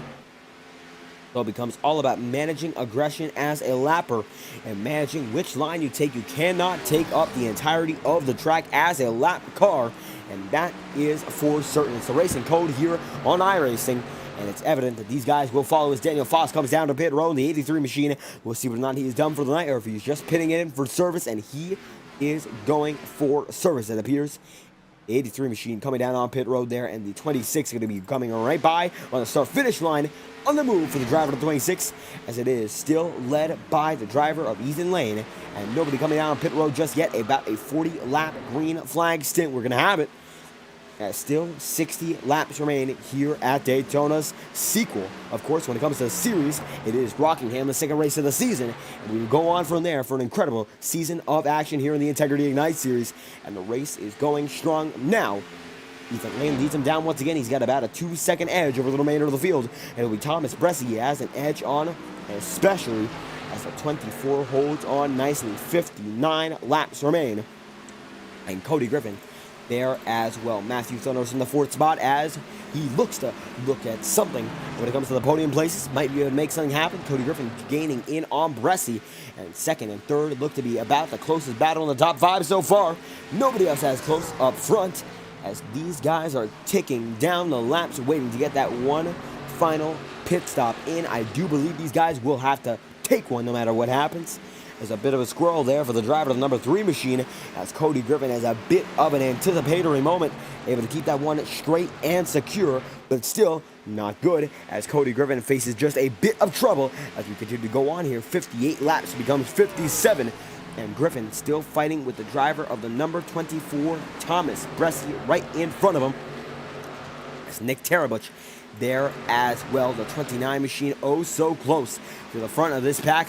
Still right behind Alec Davin, has not been able to make a move happen in the past 30-odd laps, but he's gotten as close as he will ever be at this rate, and he's about a bumper-to-bumper ratio there with the number 1 machine, the 29, oh so close.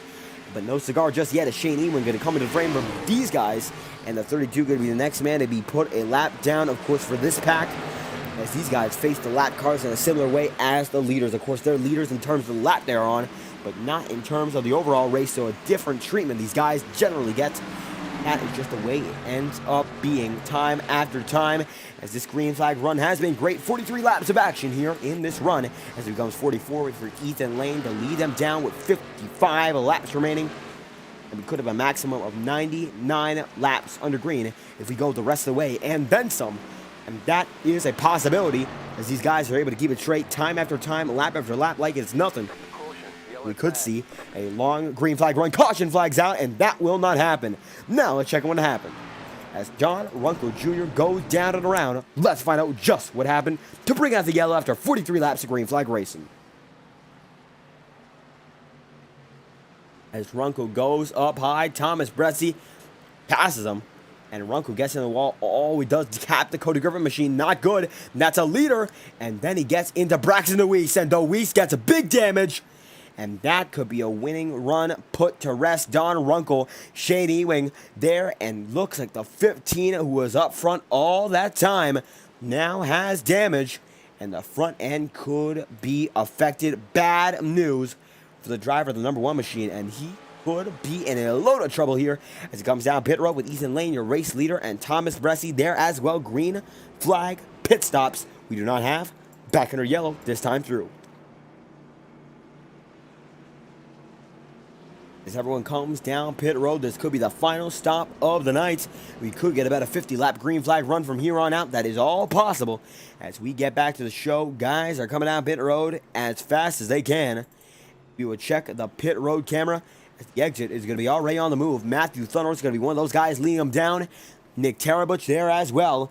and you can see it in motion. The 8 machine going to be one of the first guys to get through, as it looks like Bressy gets it over Ethan Lane, and that is how it rolls out. Then it's going to be Alec Davin, then Johnston, Tara Butch, Griffin, then Michael Stroll, then it's going to be the 57 machine. Ryback is going to be there as well, and everyone rolls out at the same time, and it will be the driver of the number 24 machine, and Thomas Bressy, your race leader, as we send it back to an interview here. How about we get a word for the driver of the number 24 machine, as he looks to be the first driver we can talk to all night long. And there we have it, the driver of the 24, Thomas Bressy, avoiding the smoke show so far, and we will get a word from the man up front in this event, as he now leads it with 53 laps to go. And let's find out what's going on inside of the mind of your race leader. We'll get a copy on the driver of the 24, Thomas Bressy, up front in this event so far. The leader of the lap cars will go by any moment now. 52 laps to go. How do you feel as the race has been going? It's been going pretty good. Got a decent piece here if we get going. I just trying to keep this thing clean, make no mistakes, and take care of the tires. I didn't do a superb job of it the last run, but the halfway points were a little more tempting, especially after finishing 34th or whatever the heck it was last week with all the wrecks and stuff. So trying to claw back through the standings a little bit, but got some good halfway points, playoff bonus point, and yeah, I got this thing up in the wind, which is nice. Car drove pretty good the couple laps it was up here. And absolutely been running up front with a great battle for the lead right now. So when it comes down to strategy, is that the final pit stop we will see for the night if we go green flag, or will the pit cycle perhaps come back into play if we go from here on out? If we go green, we're definitely done pitting. There's no way we're gonna stop again. It's just, it's gotta be smart with it. That's all. I mean, it's tricky to make passes. You gotta be really smart and set things up and kind of read what the guy in front of you is doing, what's happening in front of them, and stuff like that. It's just, it's kind of like last week, big game of chess in some senses. And you gotta just be smart with making your passes and stuff, and trying to be as consistent as you can. So that's the name of the game here at Rockingham, though. It's been a good race, though, so far. Tough, super tough field, though. It's been really tough to make ground, and came up from like 12th or whatever. So just happy. At least I got some clear vision in front of me for a change. It's not a bad restart coming up here. And absolutely one green this time by. So any final thoughts? No, I just hope everyone's enjoying it. Hi, everybody watching, and hope you enjoy the rest of it. And absolutely 51 laps to go here. Thomas Bressy, your race leader, coming down to 50. Thank you for your time. See ya. And we have the driver of the number 24 machine going to be on the way there as we get back to the green flag this time by. And you will see the base truck go in once more. So we could see it go green from here on out. Perhaps that will happen. Perhaps it will not. Green flag's out. Thomas Bressy leads them in. Let's go racing once again. And 50 laps to do it here at the Rock. Now we're coming down to crunch time. A run to the Rock that quick will be short. As one of the walls there, that's going to be a big issue. Everyone able to save it in the back of the pack. Don Stevenson going to be the man involved. And Don will be able to keep it in the track, keeping it nice and straight so far. As you can see, it's going to be Brandon Bernhardt in the mix as well. So everyone able to keep it nice and smooth so far. 3 wide right behind him though. So guys are getting aggressive already. Tyler Hensley there as well, as the cars glow off the sunset here at the Rock. Guys are already getting a bit more antsy than we saw beforehand. The 5 machine Hensley gets almost up into the wall, able to keep it nice and straight. 49 laps to go. These guys in the back are fighting like they're up there for the lead, but everyone has a shot here in the Integrity Ignite Series. The level of talent, incredible. If you get up front with that track position, you could make it happen as Ethan Lane goes down to the inside line. Here he goes, and now the battle for the lead is heating up as the caution is out once again.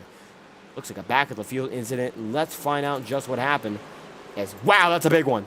And this is much bigger than we thought. Alec Davin involved, so let's take a look. He was up front in the top 5, so he might be one of the guys who was part of the catalysm of it. So let's take a quick look, see what caused it. It's the big one here at the Rock. As Cody Griffin goes down, touches Daffin, and Johnson checks up, then Kohan. And now it looks like a roadblock there. These two able to take out almost everyone. And looks like Gale Brooks can get tapped up there. And everyone tries to get through that seat. About an entire roadblock. Daniel Foss there as well. And these guys up front able to avoid it as Kohan gets through. Johnson does get that front end damage. Now Ethan Lane is your race leader as we will head back to the green flag feed. And how about it? 47 laps remain here. And now Yet another caution, throwing a wrench into the equation. Strategy gets changed up once again, and I don't believe we will see anyone pit, so we will take it to a quick Fireball Talks non-stop break live on FTN. If you enjoyed the action, make sure to like and subscribe to the channel. It's always greatly appreciated and helps us go week after week. This week, we're celebrating the 1-year anniversary of Fireball Talks NASCAR Live, and we are kicking it off here on a Monday night, and we will finish off our celebration with a Thursday night presentation of the NASCAR iRacing Road to Pro qualifying series round 1 at Daytona, kicking it off here tonight. And we got to thank you all for stopping by. Been a great year, and we thank you all for the incredible support we have seen over our first, and we hope to see many more successful years live on iRacing as we head into a quick Fireball Talks nonstop. We will be right back. We hope you enjoy this brief presentation. Racing isn't easy, but experiencing it is. iRacing puts you in the driver's seat with the industry's leading sim racing game. Drive on laser scan replicas of the greatest racing circuits from around the world. Go head to head against other drivers chosen by skill-based matchmaking to ensure competitive racing at every level. Compete across all your favorite series. In officially licensed cars engineered to deliver the most accurate driving experience possible.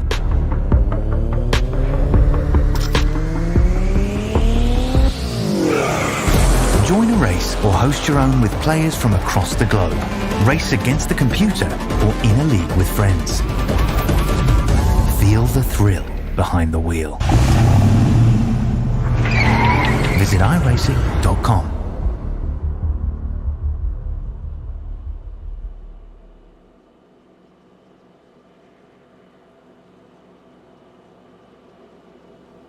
This message is brought to you by the rebrand of Throttle Graphics and Designs. This publication may not be reposted without the authorized written consent of Throttle Graphics and Designs. NASCAR Camping World Ford F-150. NASCAR Xfinity Ford Mustang. NASCAR Cup Series Next-Gen Ford Mustang. Arca Menards. This has been the publication of the redesign and rebranding of Throttle Graphics and Designs. This message may not be reposted, republicated, or rebroadcasted without the authorized written consent of Throttle Graphics and Designs. Thank you, and thanks for your time. And we are back from our brief presentation. They're getting this thing back in the swing of things live on FTN and sending it back to the green flag feed as we get the show back on the road. Ethan Lane leading from Thomas Bressie there, and these guys up front have been intense. 44 laps to go, and you know what that means. No more green flag pit stops, no more opportunity to go down unless we have one real late.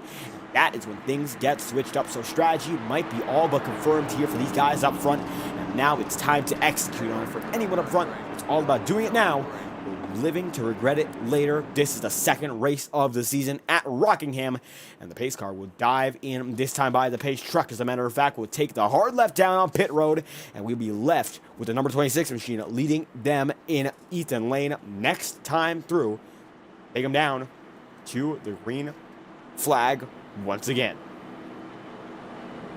And the 26 machine of Ethan Lane right beside Thomas Bressie here on iRacing. If you want to join the fun, absolutely be sure to join iRacing as we have our first presentation of the advertisement they have and a great explanation of iRacing brought to you, of course, by the company itself, a great racing simulator. If you want to join the fun, use our referral code in the description to sign up for a membership. Use promo code PR-HOTLAPS for $5 worth of 3-month membership, and it is absolutely an incredible experience. Absolutely, we recommend it. The greatest way to experience motor racing from your home. It's iRacing, and now accessing the racing is not difficult at all, thanks to iRacing and the iRacing Motorsport Simulation. As we will come down to the pace trucks exit this time by 43, becomes 42 laps to go. As the 26 leads to 24, it's going to be Toyota, Chevy, and Ford, your top three. As the pace truck dives in, we will go green flag once again, led by Ethan Lane. Green's out, let's go racing once again. And a great start for the 26. Ethan Lane going to be able to hold on Thomas Bressie. Bressie able to get single file though, and that is integral as well. Coming down the line this time by, it looks like everyone able to hold on to it. Coming down to the back of the pack, you can see they're about 3 wide to the back, and you can see everyone shuffling for spots as Braxton Luis alongside Adam Wood. It looks like they're going to touch each other, and they are going to touch each other. There's going to be almost a multi-car incident, and it looks like it will be. Caution is out, and we will go back under yellow, and let's try to take a quick look and find out just what happened there. As it looks like the 75 machine going to get caught up in the act there, and not good at all. Everyone getting reshuffled as the 75 goes all the way around. That's Chuck Sweeting. So let's take a 30-second replay and find out just what happened. As we have a wider angle shot, and let's see. 75 dives it in big and already checking up as the 76 and Alan Dobbs get involved. Chuck Sweeting gets in there as well. And that incident, a big one with a lot of guys involved. Boomer Logan able to get through. Justin Morton checks up. Shane Ewing there as well. So a lot of drivers getting involved in that wreck. Now a lot of trouble in paradise here for strategy, and it might just get switched up once more. Ethan Lane still leading the way here with 41 laps remaining. The iRacing pace truck back out front as 26 leads the field once more, and we will see if this caution is shortened with 40 laps to go. It might just be. We're getting closer and closer to the end of this event. 40 laps. It is a dash from here on out to get that victory. See whether or not anyone is available for comment, although it looks like at the moment a lot of these guys just focusing on getting this victory. Ethan Lane leads Thomas Bressie, Matthew Thunhorst, and Nicholas Cohan getting himself up front for the first time all night long, and Lane out up front as Bressie is now in second, Matthew Thunhorst in third, as Alan Rowell gets his lap back that time through. With the 26 out in front, Thomas Bressie in the second spot, Thunhorst Holstetter still in third, running a very consistent race, not up front, not leading as a matter of fact, although he has ran up in the top 5 for a good majority of this one and still has an opportunity to come home as your race winner. We will see whether or not he does just that. He could. And if it does, it certainly will be a big victory for the driver of the 8 machine to keep himself in the points race, as points do matter. Bressie noting that in his interview, or not in that points race from the get-go, it will be a lot harder to claw yourself out. 34th, I believe he said he was in Daytona. Those wrecks came back to him, and while he had a great run, not able to capitalize on that finish, and now Rockingham, not a super speedway, and you can capitalize on it much more at your own free will. 39 laps remain here in Rockingham, and the Integrity Ignite Series bringing together a great show here as Ethan Lane will lead these guys through once again. 39 to go here down Thunder Alley at the Rock, and we will get the show on in just a moment. The iRacing pace truck still going to lead him through. Guys up front holding on quite nicely, able to hold on to the tires as well. 14 laps on this stint. Most of them have been caution laps, and if it keeps up this way, I don't believe we will see any more pit stops, no matter whether or not we get the opportunity to see them under yellow. That could mean a lot, as well as Michael Stroll there in the top 10 now. And the choose rule in effect as these guys are going to be spreading out to the apron and the outside of this track, and choosing right now, as it looks like the outside chosen by Bressie by force, as Ethan Lane takes the inside with 1 lap to go here in this restart. And the pace truck still holding on strong. It looks like at the moment, out of the 43 drivers who entered this event, it looks like a total of about 39 are on the track. DJ Stagner, 62 laps down. Justin Morton, the final driver on the track, although pulling it onto pit road, 39th and 13 down. So going to be a hard-fought battle to keep himself in this race, although we will see whether or not he is going to pull it in for the night. It is possible, as Morton has a lot of damage and might not have the opportunity to get a spot back without a retirement, although Morton back on the way here in the 9. And only 4 retirements in this race so far, and a great number so far to keep them in. 40 drivers still in the show out of the 44 that entered and the 43 that started the main event. Ethan Lane going to be the man that leads them off this time by. Let's get back to the green flag, and this time, hopefully, let's get a green flag running. Pace cars in, pace trucks in. Now, let's get to the show. Lane's going to lead him through once more. Green flag's out once again. Great start once more for the driver of the number 26 machine. Nobody on his level there once more, and you can see back in the field, double file, Cohan going to be there, and there's a bit of blocking already with the number 81 machine. Casey Shu going to be able to go for a wild ride, and he's going to come back up on the track. That's going to be very bad news. Shu comes up on the track, and it looks like he's able to save it, but not quick enough for us to think that there was going to be something to happen. Casey Shue goes down to the back of the field now, and he's going to be able to keep it back on the running. But now out of the pack, not good at all. Is Ethan Lane going to be able to lead him through the double file procedure? It's become a single file procedure as Jacob Fife going to try to make something happen to Rob Ackley there. Down to the back of the field, checking in, double file it is to 95. Now it's Chuck Sweeting able to make one pass there, trying to make it a happen on Cody Griffin. And we saw Griffin as high as the 3rd position earlier in the night. Now he's down in 19th. And it looks like not a lot of damage there, so strategy might not be playing in his favor. He actually just pitted 5 laps ago and is now trying to drill through the field and make himself known once again. As it's going to be Chad Michaels going to swing back up the track, and that's going to be a big incident. One going to go back in the pack as well, and the caution is out once more. Another incident there, and a 25 going to be one of the guys who might have started it, although a single car incident revolves and devolves into much more. And let's take a quick look. 35 becomes 34 laps to go here. And certainly a tough hit for the driver of the 25 and Chad Michaels. Gets right up to the first and second turn, just gets a bit squirrely there and comes right back up, ricochets back up. And now drivers start wrecking there. The 42 machine, Alan Dobbs there as well. The 37 gets a hard hit. And Alan Rollo taps him. Filarski, Morton going to tag up as well. Hard hits. Casey Shue gets saved there. And you can see the 32 Shane Ewing there. A lot of damage to a lot of drivers. And this is becoming chaotic, as we have 132 laps on the board of 165. And we could still see the green flag, as a checkered flag is becoming something that is in sight for these drivers. 26 holds on strong. 33 laps remaining here. And 213 somewhere, 165. Lane still leads. Bressie still in second, and Matthew Thunhorst still in the 3rd position. Wait to get the show back on the road. Anthony DeBarro not on the track right now, with a few guys to exit very early. 33 remain with Ethan Lane, Thomas Bressie, Matthew Thunhorst, and Nicholas Cohan there. As up to the high side, Daniel Foss goes, and Foss of the 83 going to move on the high side to get 1 lap back there. And these guys who are laps back now having the opportunity to get at least 1 down. Looks like one driver getting 1 full lap back, as it looks like a 25 going to be one of those guys. Trevor Trago, as it stands, going to be now put a lap down.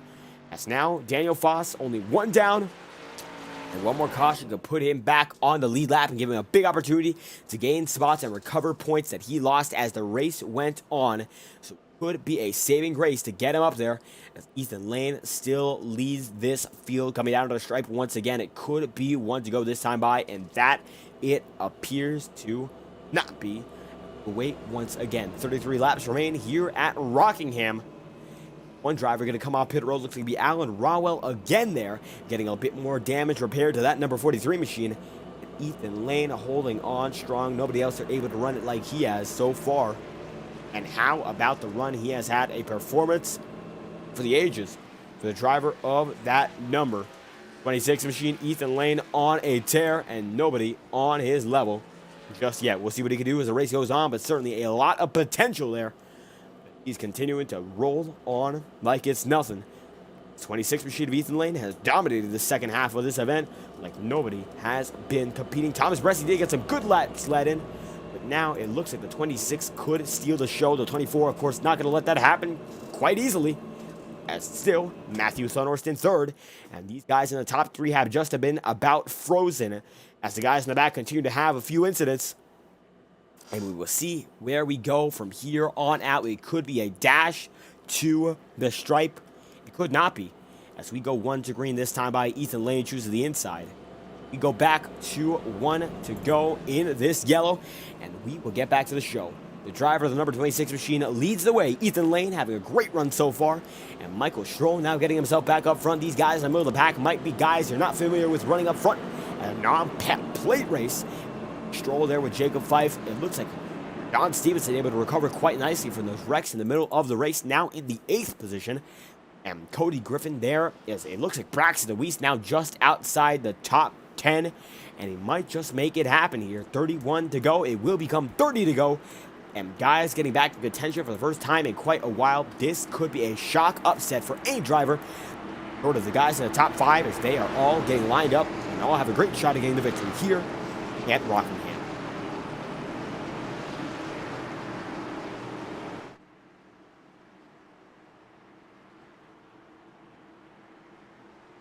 And coming down the stripe once again. The pace truck is in. Ethan Lane gonna lead him through. And we are green once again here at Rockingham. The green flag's out. And Lane gets a great start once more. 30 laps to go. And you can see Lane gets that edge. Matthew Thunder's going to be there with Michael Stroll, and they are hard fought going into the first segment of the turn. Down the back straightaway, everyone going to be able to file out double. And double file it is down the back. You can see top 10, top 15, everyone able to abide by it. The aggression levels might just be a bit decreased after a series of incidents that carry us through about 10 to 15 laps. And now everyone looking forward to getting it through with the long haul here. As looked like it will be the driver of the number 32 machine and Shane Ewing right there down to the inside line, and it looks like that will be all she wrote, getting that pass on 33, and Jonathan Gearvon. Kevin McGarvey going to be there as well, the middle of the pack, very intense, very close quarters, and everyone holding on quite nicely, even if it is a very close high stakes. Well, they're there, but Ethan Lane holds on quite strongly, leading the way so far with 28 laps remaining. And 28 laps to go for the driver of the number 26 machine, and nobody's been able to keep up with him so far. Thomas Bressi, oh so close with no cigar, and Nicholas Cohan having a shock run in the third position. He's going to make a lot of spots as the race has gone on, and Cohan in the 57 has made his moves and made himself a front runner. Looks like once more, as he's been up front, but not up front of the top three all night long, and 27 laps remain. Now we are ticking down the laps before the checkered flag, as this run has gone about 26 laps on this stint of tires. And it looks like the way it's going, this should be the final set everyone runs on, as Rob Ackley gets into a bit of trouble there. Going to lose a bit of time there, as he's going to be right beside the number 18 of Cody Smith, and Smith going to be right there with Braxton DeWeese. DeWeese going to be able to make himself home in the top 10 again, and a great run for DeWeese very early, and he had a great start to this race, taken away with an incident with, I believe, a lap car, and now he is in a bit more trouble. Jeopardy, fighting with a lot of these guys in the middle of the pack, and while he does have damage, he's fighting a series of cleaner cars than he has, and he coming up victorious in a good majority of these battles. He's in the 12th spot right now, looking to get that top 10, as he has the potential to make it happen, even though he has that damage. 26 laps to go. Jacob Fife in the 8th spot, chasing now Michael Stroll. And Fife having a nice and consistent race for Pro Powder and Paint.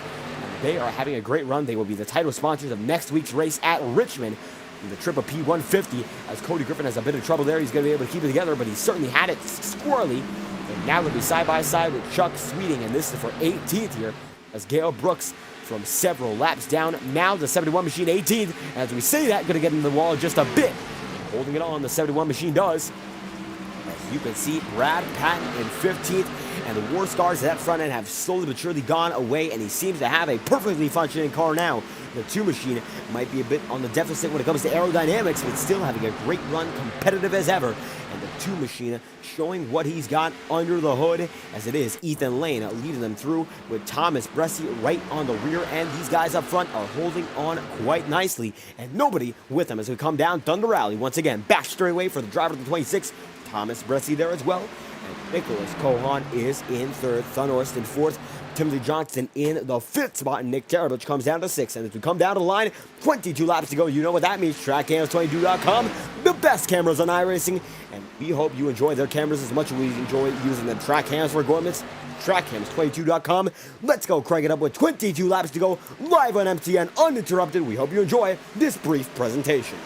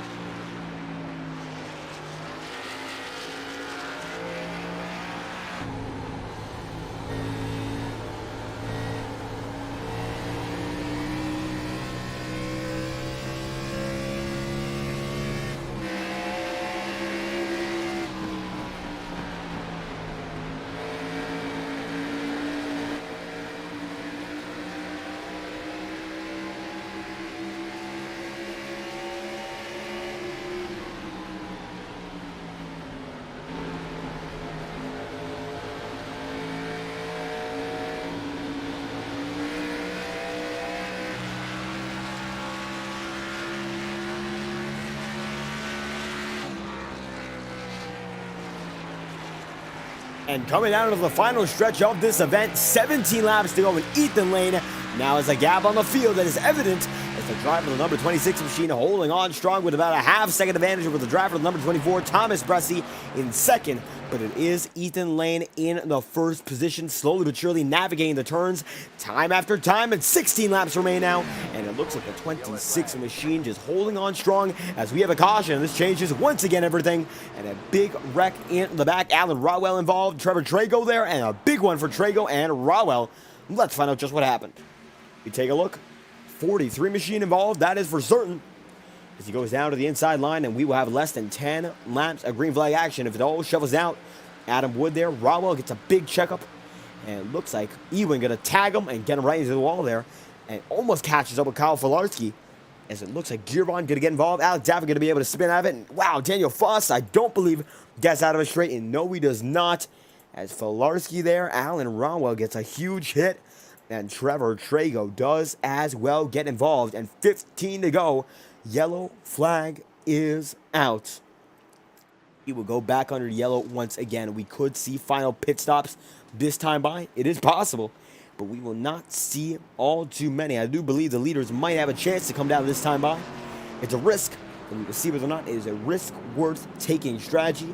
It is of the essence, and it could come down to this moment right here, right now. As the drivers come down pit road, it will be Bressi with Ethan Lane, and the remainder of the field going to come down. Nicholas Cohen going to follow them as well. And no! Thomas Bressi going to do a fake out. And now, drivers getting patted out. And we see a divergence in strategy. Bressi leads a group of 5 out, and maybe a bit more than 5. But now it looks like the pit road will be a strategy call. That's quite divisive as the fake out works for the driver of the number 24 machine. And let's check pit road and see just what happened as we get right by the exit there. And let's see who's going to be able to win that race off pit road. The remainder of the field going to fly by. Looks like about 10, maybe 15 cars to come in. Terrible, it's going to be right there in frame. And the pit road exit camera going to show you what's going to come out of this one. As coming down to the stripe, Chad Michaels going to fall right after it. And Frobefett going to come right into it. And you can see Ethan Lane not going to be beaten. Braxton DeWeese gets the win off pit road, followed by Ethan Lane. And then it's going to be the 57 machine. Right behind him, Johnston. And now everything's shuffled up as Cody Griffin going to be there in the top 10 off pit road. Gale Brooks, Boomer Logan, and Thomas Bressi leading the way. And the driver of the 24 machine is in first here at the Rock. And now it looks like a total of about 10 cars going back to Alec Daffin in the 10th position in the one machine. The drivers who do not come down on pit road following, of course, that cycle. And now it will be less than 10 laps to go in green flag if we get an extension. But we'll be at most about 11 laps remaining under green to settle this one. So a guy who's outside that top 10 will have to fight through about a car a lap, if not more than that, to get the victory. So things will be divisive here at the Rock, and it will all come down to who plays the perfect strategy call as the 213 Simware 165 comes down to the final segment of this race. It will be about an 11 lap dash to get this one done if we don't see any more cautions. And now crunch time really is in effect. This could be it here at Rockingham. As coming down to the line, the iRacing official pace truck will give us a signal to go one more lap until the green flag action is out. And we will get it on from there.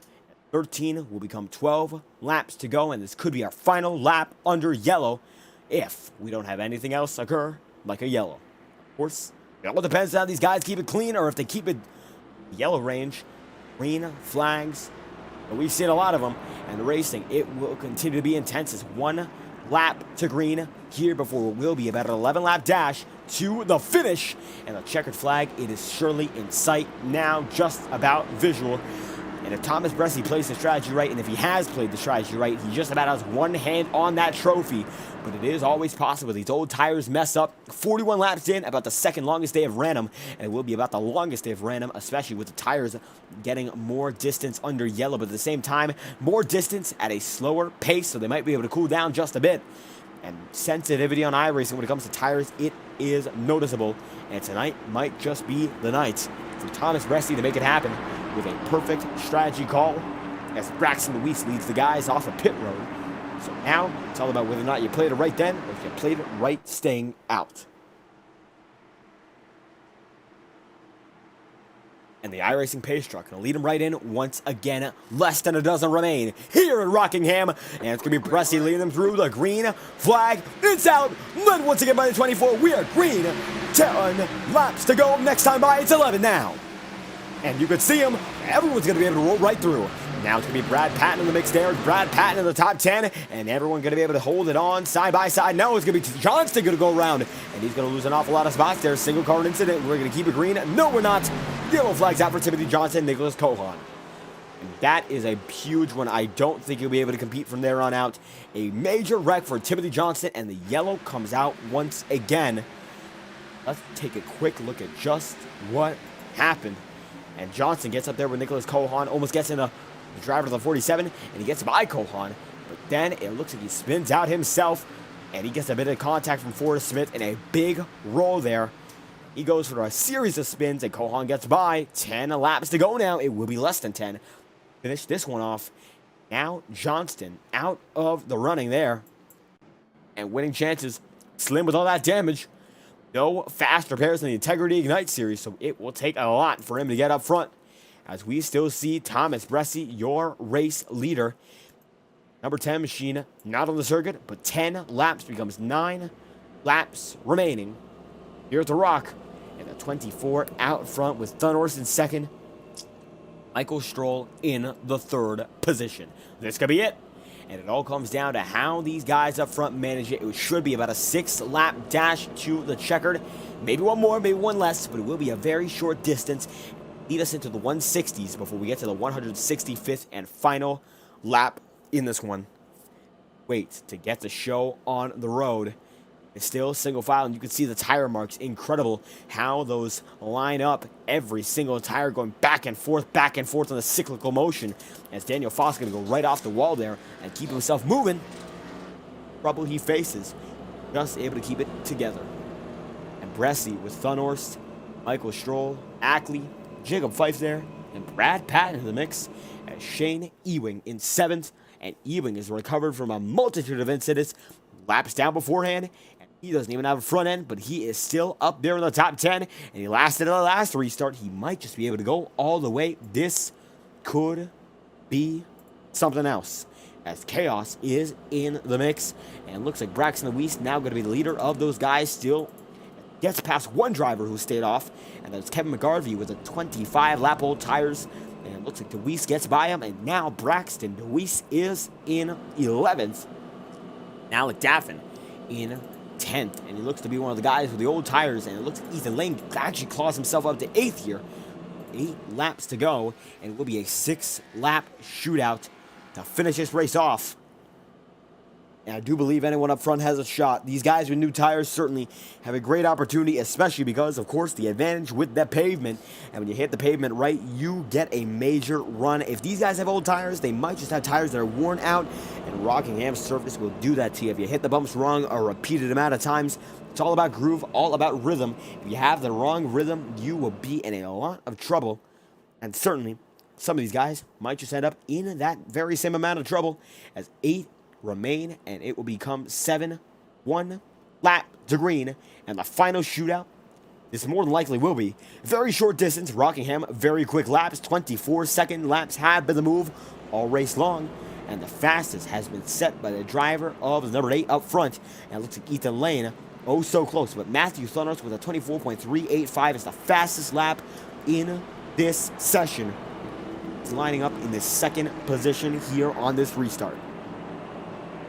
Stroll and Fife 3rd and 4th, and they have been up front all race long, and it looks like slowly but surely clawing their way up, but they have not been up in that leading position, so this is a risk. We'll see whether or not it's going to be worth taking here.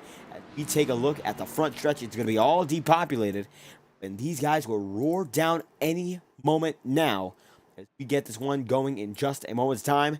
The driver of the number 11 machine, not here, but the 24, he is the man to beat. Thus far, 7 laps remain with the iRacing pace truck pulling any second now.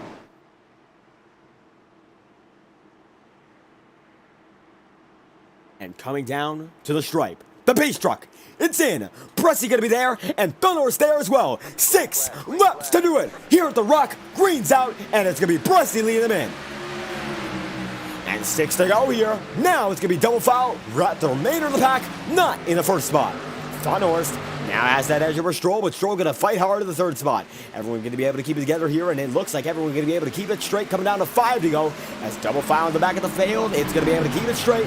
Everyone does, as it's gonna be Don Stevenson there with Kevin McGarvey. And it's all about keeping it together right now. Some of these guys know that's gonna be almost impossible in the green flag run to get up front, as it looks like that's gonna be a 57 machine. Kohan making a great run there, and the number 57, all about aggression right there. As we look into the middle of the pack, Alec Davin losing some spots, losing some time, and Ethan Lane clawing through. Forrest Smith single car incident. We will not mind it just yet, as it will be Ethan Lane going for it now, and 4 laps to go this time through. Lane gets up to the position number 4. Now he's got to claw through 3 more drivers.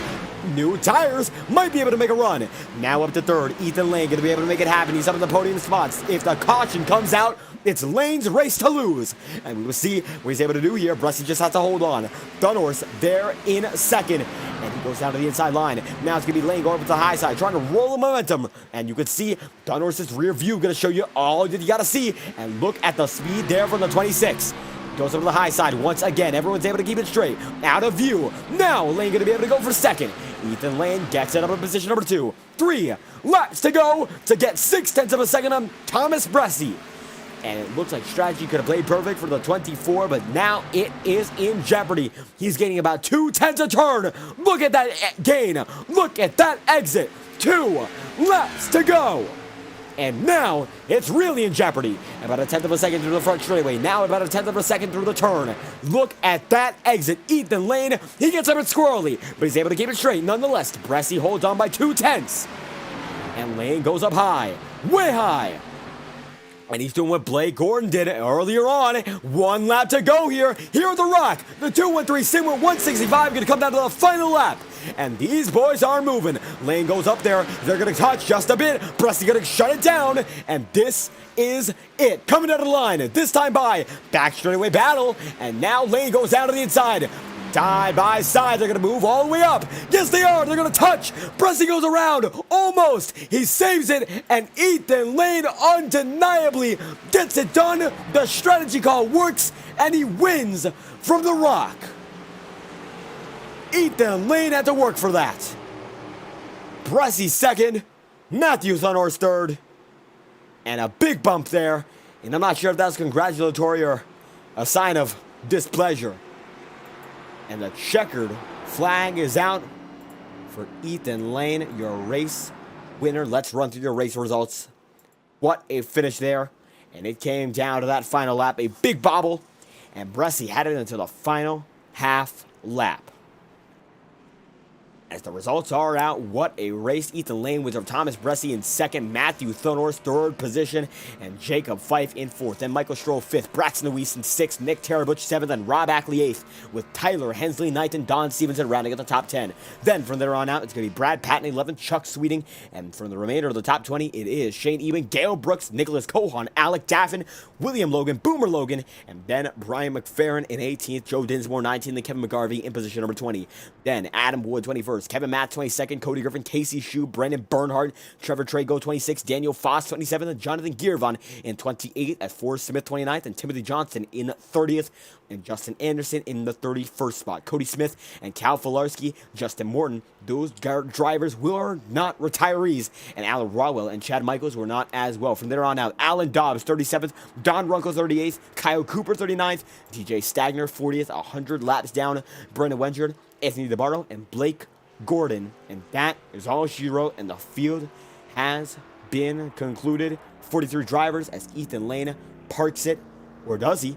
As he gets right back up on the track, a fake out there, and the 26 is back on the circuit, and certainly going for just a bit more.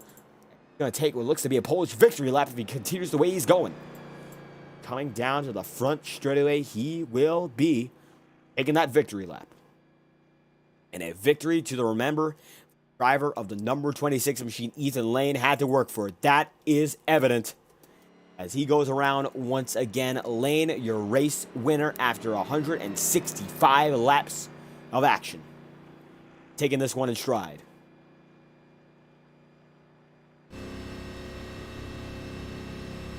Right on board, cruising at a speed of 75 miles an hour,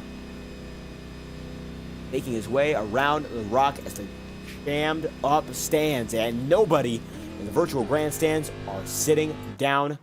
Absolutely, everyone's on their feet.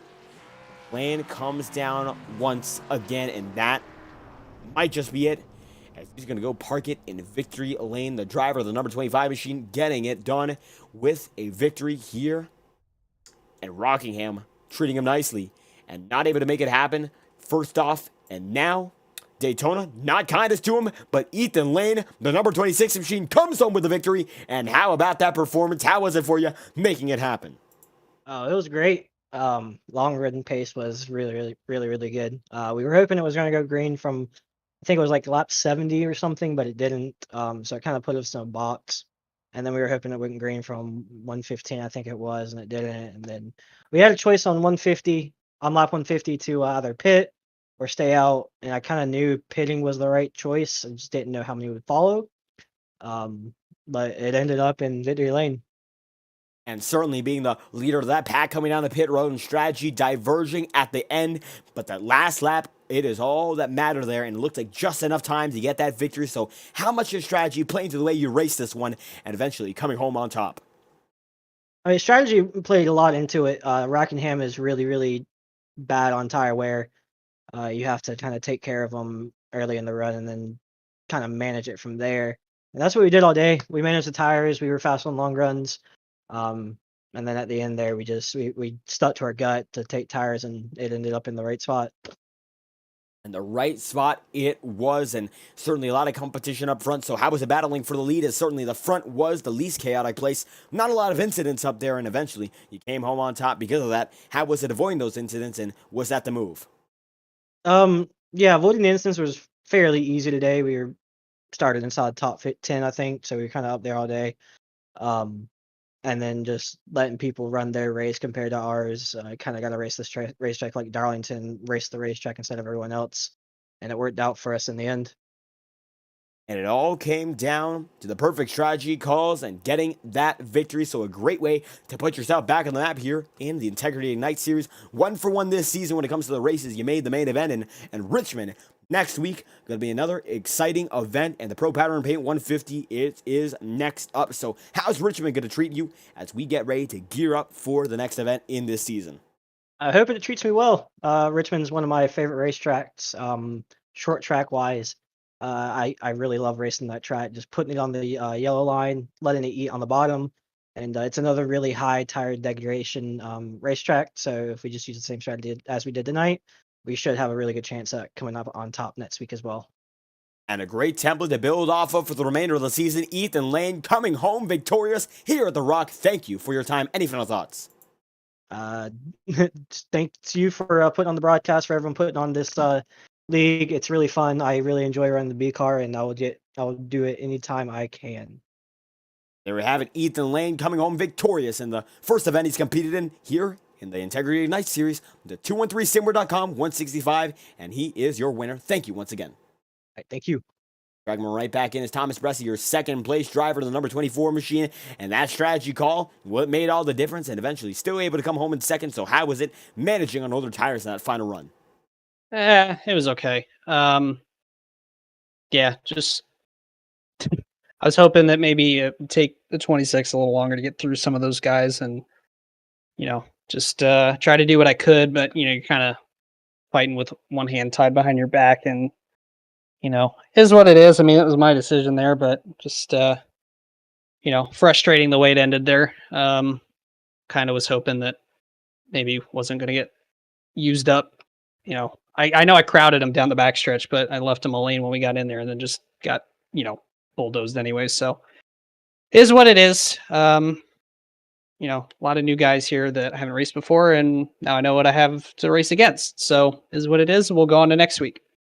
And certainly building off to next week now. 165 miles here, so we're getting shorter and shorter. Going on to Richmond. So how's it going to be managing tires as tires and fuel come into the equation for the first time this season?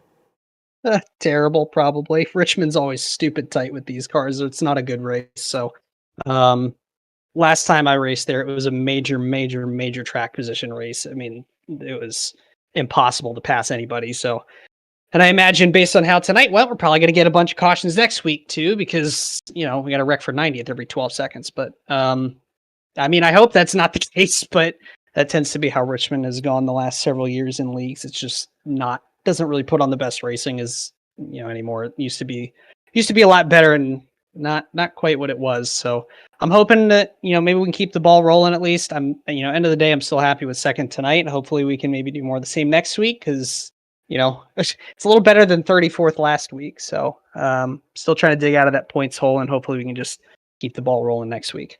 And certainly momentum to be made nonetheless. Now, we say Richmond's going to be a lot of track position based on experience. So how was the night, and how much did track position impact your race? Because certainly when you were up front, you were able to stay up front no matter what was battling. Yeah, I mean, it was definitely, track position was important, but I'm not sure it was as important as it is in some places. I think if you were better, you could make passes. Like I know we kind of touched on it a little bit when we talked before or during that one caution, but if you could kind of read what was going on in front of you and stuff, you could set up passes pretty easily. It was just, you know, just trying to be smart. I mean, there was a lot of cars out there, obviously, which is a good thing for the league and the series and all that. And I'm happy about that, but definitely makes it hard. And that was part of the reason I stayed out on that last caution. Well, not the last one, but when most of the leaders pitted, because my thought was it would be a little more even split. And I figured that it was going to be hard for people to come back through on tires, because we didn't really see very much of it early in the race when guys had stopped. It just seemed like it was hard to get through traffic. And I think because maybe you had to push so hard to get through some of the guys, like if earlier in the race, at least this is my guess. I think they burned off too much of their stuff by the time they kind of got back towards the front. So it was, I think, a little less track position dependent tonight. Next week definitely will be very, very track position dependent, unless something magical has changed, which I'm certainly hoping for. And regardless of the way strategy played out, still coming on with a runner-up spot and a lot to learn from going into the remainder of the season. So any final thoughts as we head on to Richmond next week? Yeah, just of course, shout out to the JT Motorsports guys. It was a tough night. I mean, everyone had good pace. It was just, I think most of us, other than really myself, kind of had bad luck there. I know Tyler kind of rallied at the end for a top 10, which was good, but he fought through a whole bunch of stuff. Casey fought through a whole bunch of stuff. Cody was running really well and kind of got knocked out of it. Casey had a bunch of problems, obviously. Justin was great as well and got wrecked. So it was just tough night, but the pace was there, which was good. And we'll just, as a team, try to keep building on that and go forward the best we can. And of course, thanks to you guys for doing the broadcast, everyone that tuned in. Hope you all enjoyed the race, series admins, all the sponsors, everybody that helps put this thing on. We all, as drivers, really appreciate everything everyone's doing. And a lot to be built off of for the driver of the number 24 machine for JT Motorsports, Thomas Bresty, going to come home second tonight. Thank you for your time. Yep. See you, man. We're right back into the waiting room there. I'm going to get Matthew Thunder's third position on the board tonight, and the 8 machine, a very consistent race, pole position, able to end up on that top 3 there. So how's it feeling after a long night of action? At first I got a question, because I always like talking to the net. So do you go by Fireball or do you go by a different name? Name's David. And actually, right, for the dude. viewers' side, I don't think I've mentioned tonight, live, David Kreutz, commentator tonight. So if you guys are still watching, greatly appreciate it, and glad to have you in for the first time.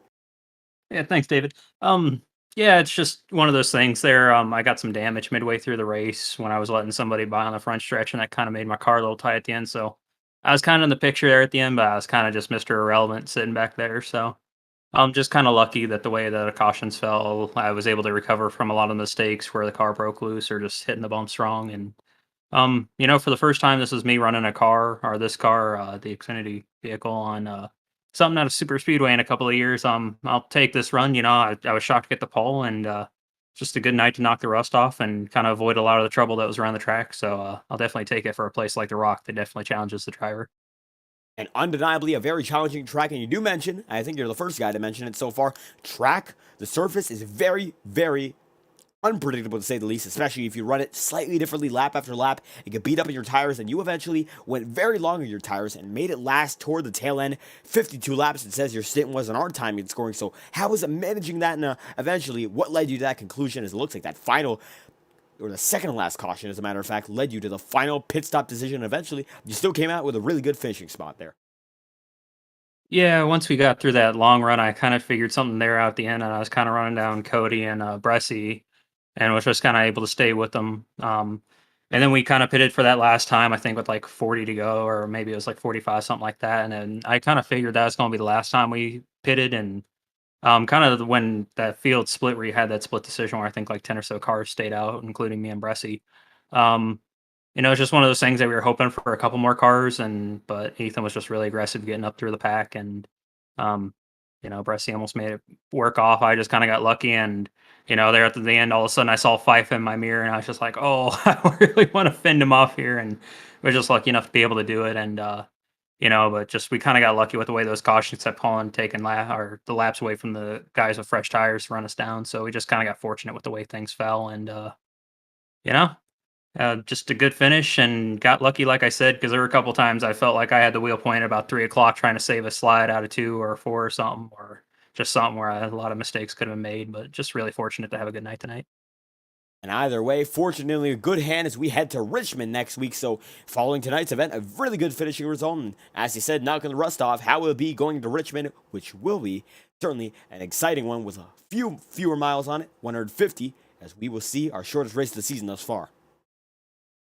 Yeah, just my big thing, especially coming to this, because I do a lot of short track racing, is just trying to learn to keep the right front on this car in terms of the tire. And I learned a good bit about that tonight. And Richmond's a weird track for me, so it's just going to go there and see how I do. But, just try to keep it, top 5 would be great. If we can get a top 10 and a good qualifying run again, I'd just be happy with that. So for now, it's just kind of managing expectations until I really get the car back underneath me again and really get the full feel of everything. And Richmond's a challenging little track because you think, oh, it's just riding around the bottom, but sometimes you can get a couple different lanes working, and just depends on kind of what we'll get with the weather and the track state there, and kind of who adapts best to it, I think, will be who has a good day there. So it's just going to have to make myself rise to that occasion. Hopefully I can do it. Help me to rise to the occasion next week. Any final thoughts before we leave this one off? Yeah, David, just thanks to you and everybody at Fireball Talks for helping put this on. Thanks to Michael Stroll and all the admins that put in all the work to bring it on, and thanks to all the sponsors to help, cover the cost for this stuff. And thanks for everybody tuning in, and hope they enjoyed it tonight, and hope we'll see them back next Monday. And absolutely hoping to see that as well. Driver of the number 8 machine, Mr. Evie, Matthew Zunhorst, coming home in the 3rd position. Thank you for your time. Thanks, David.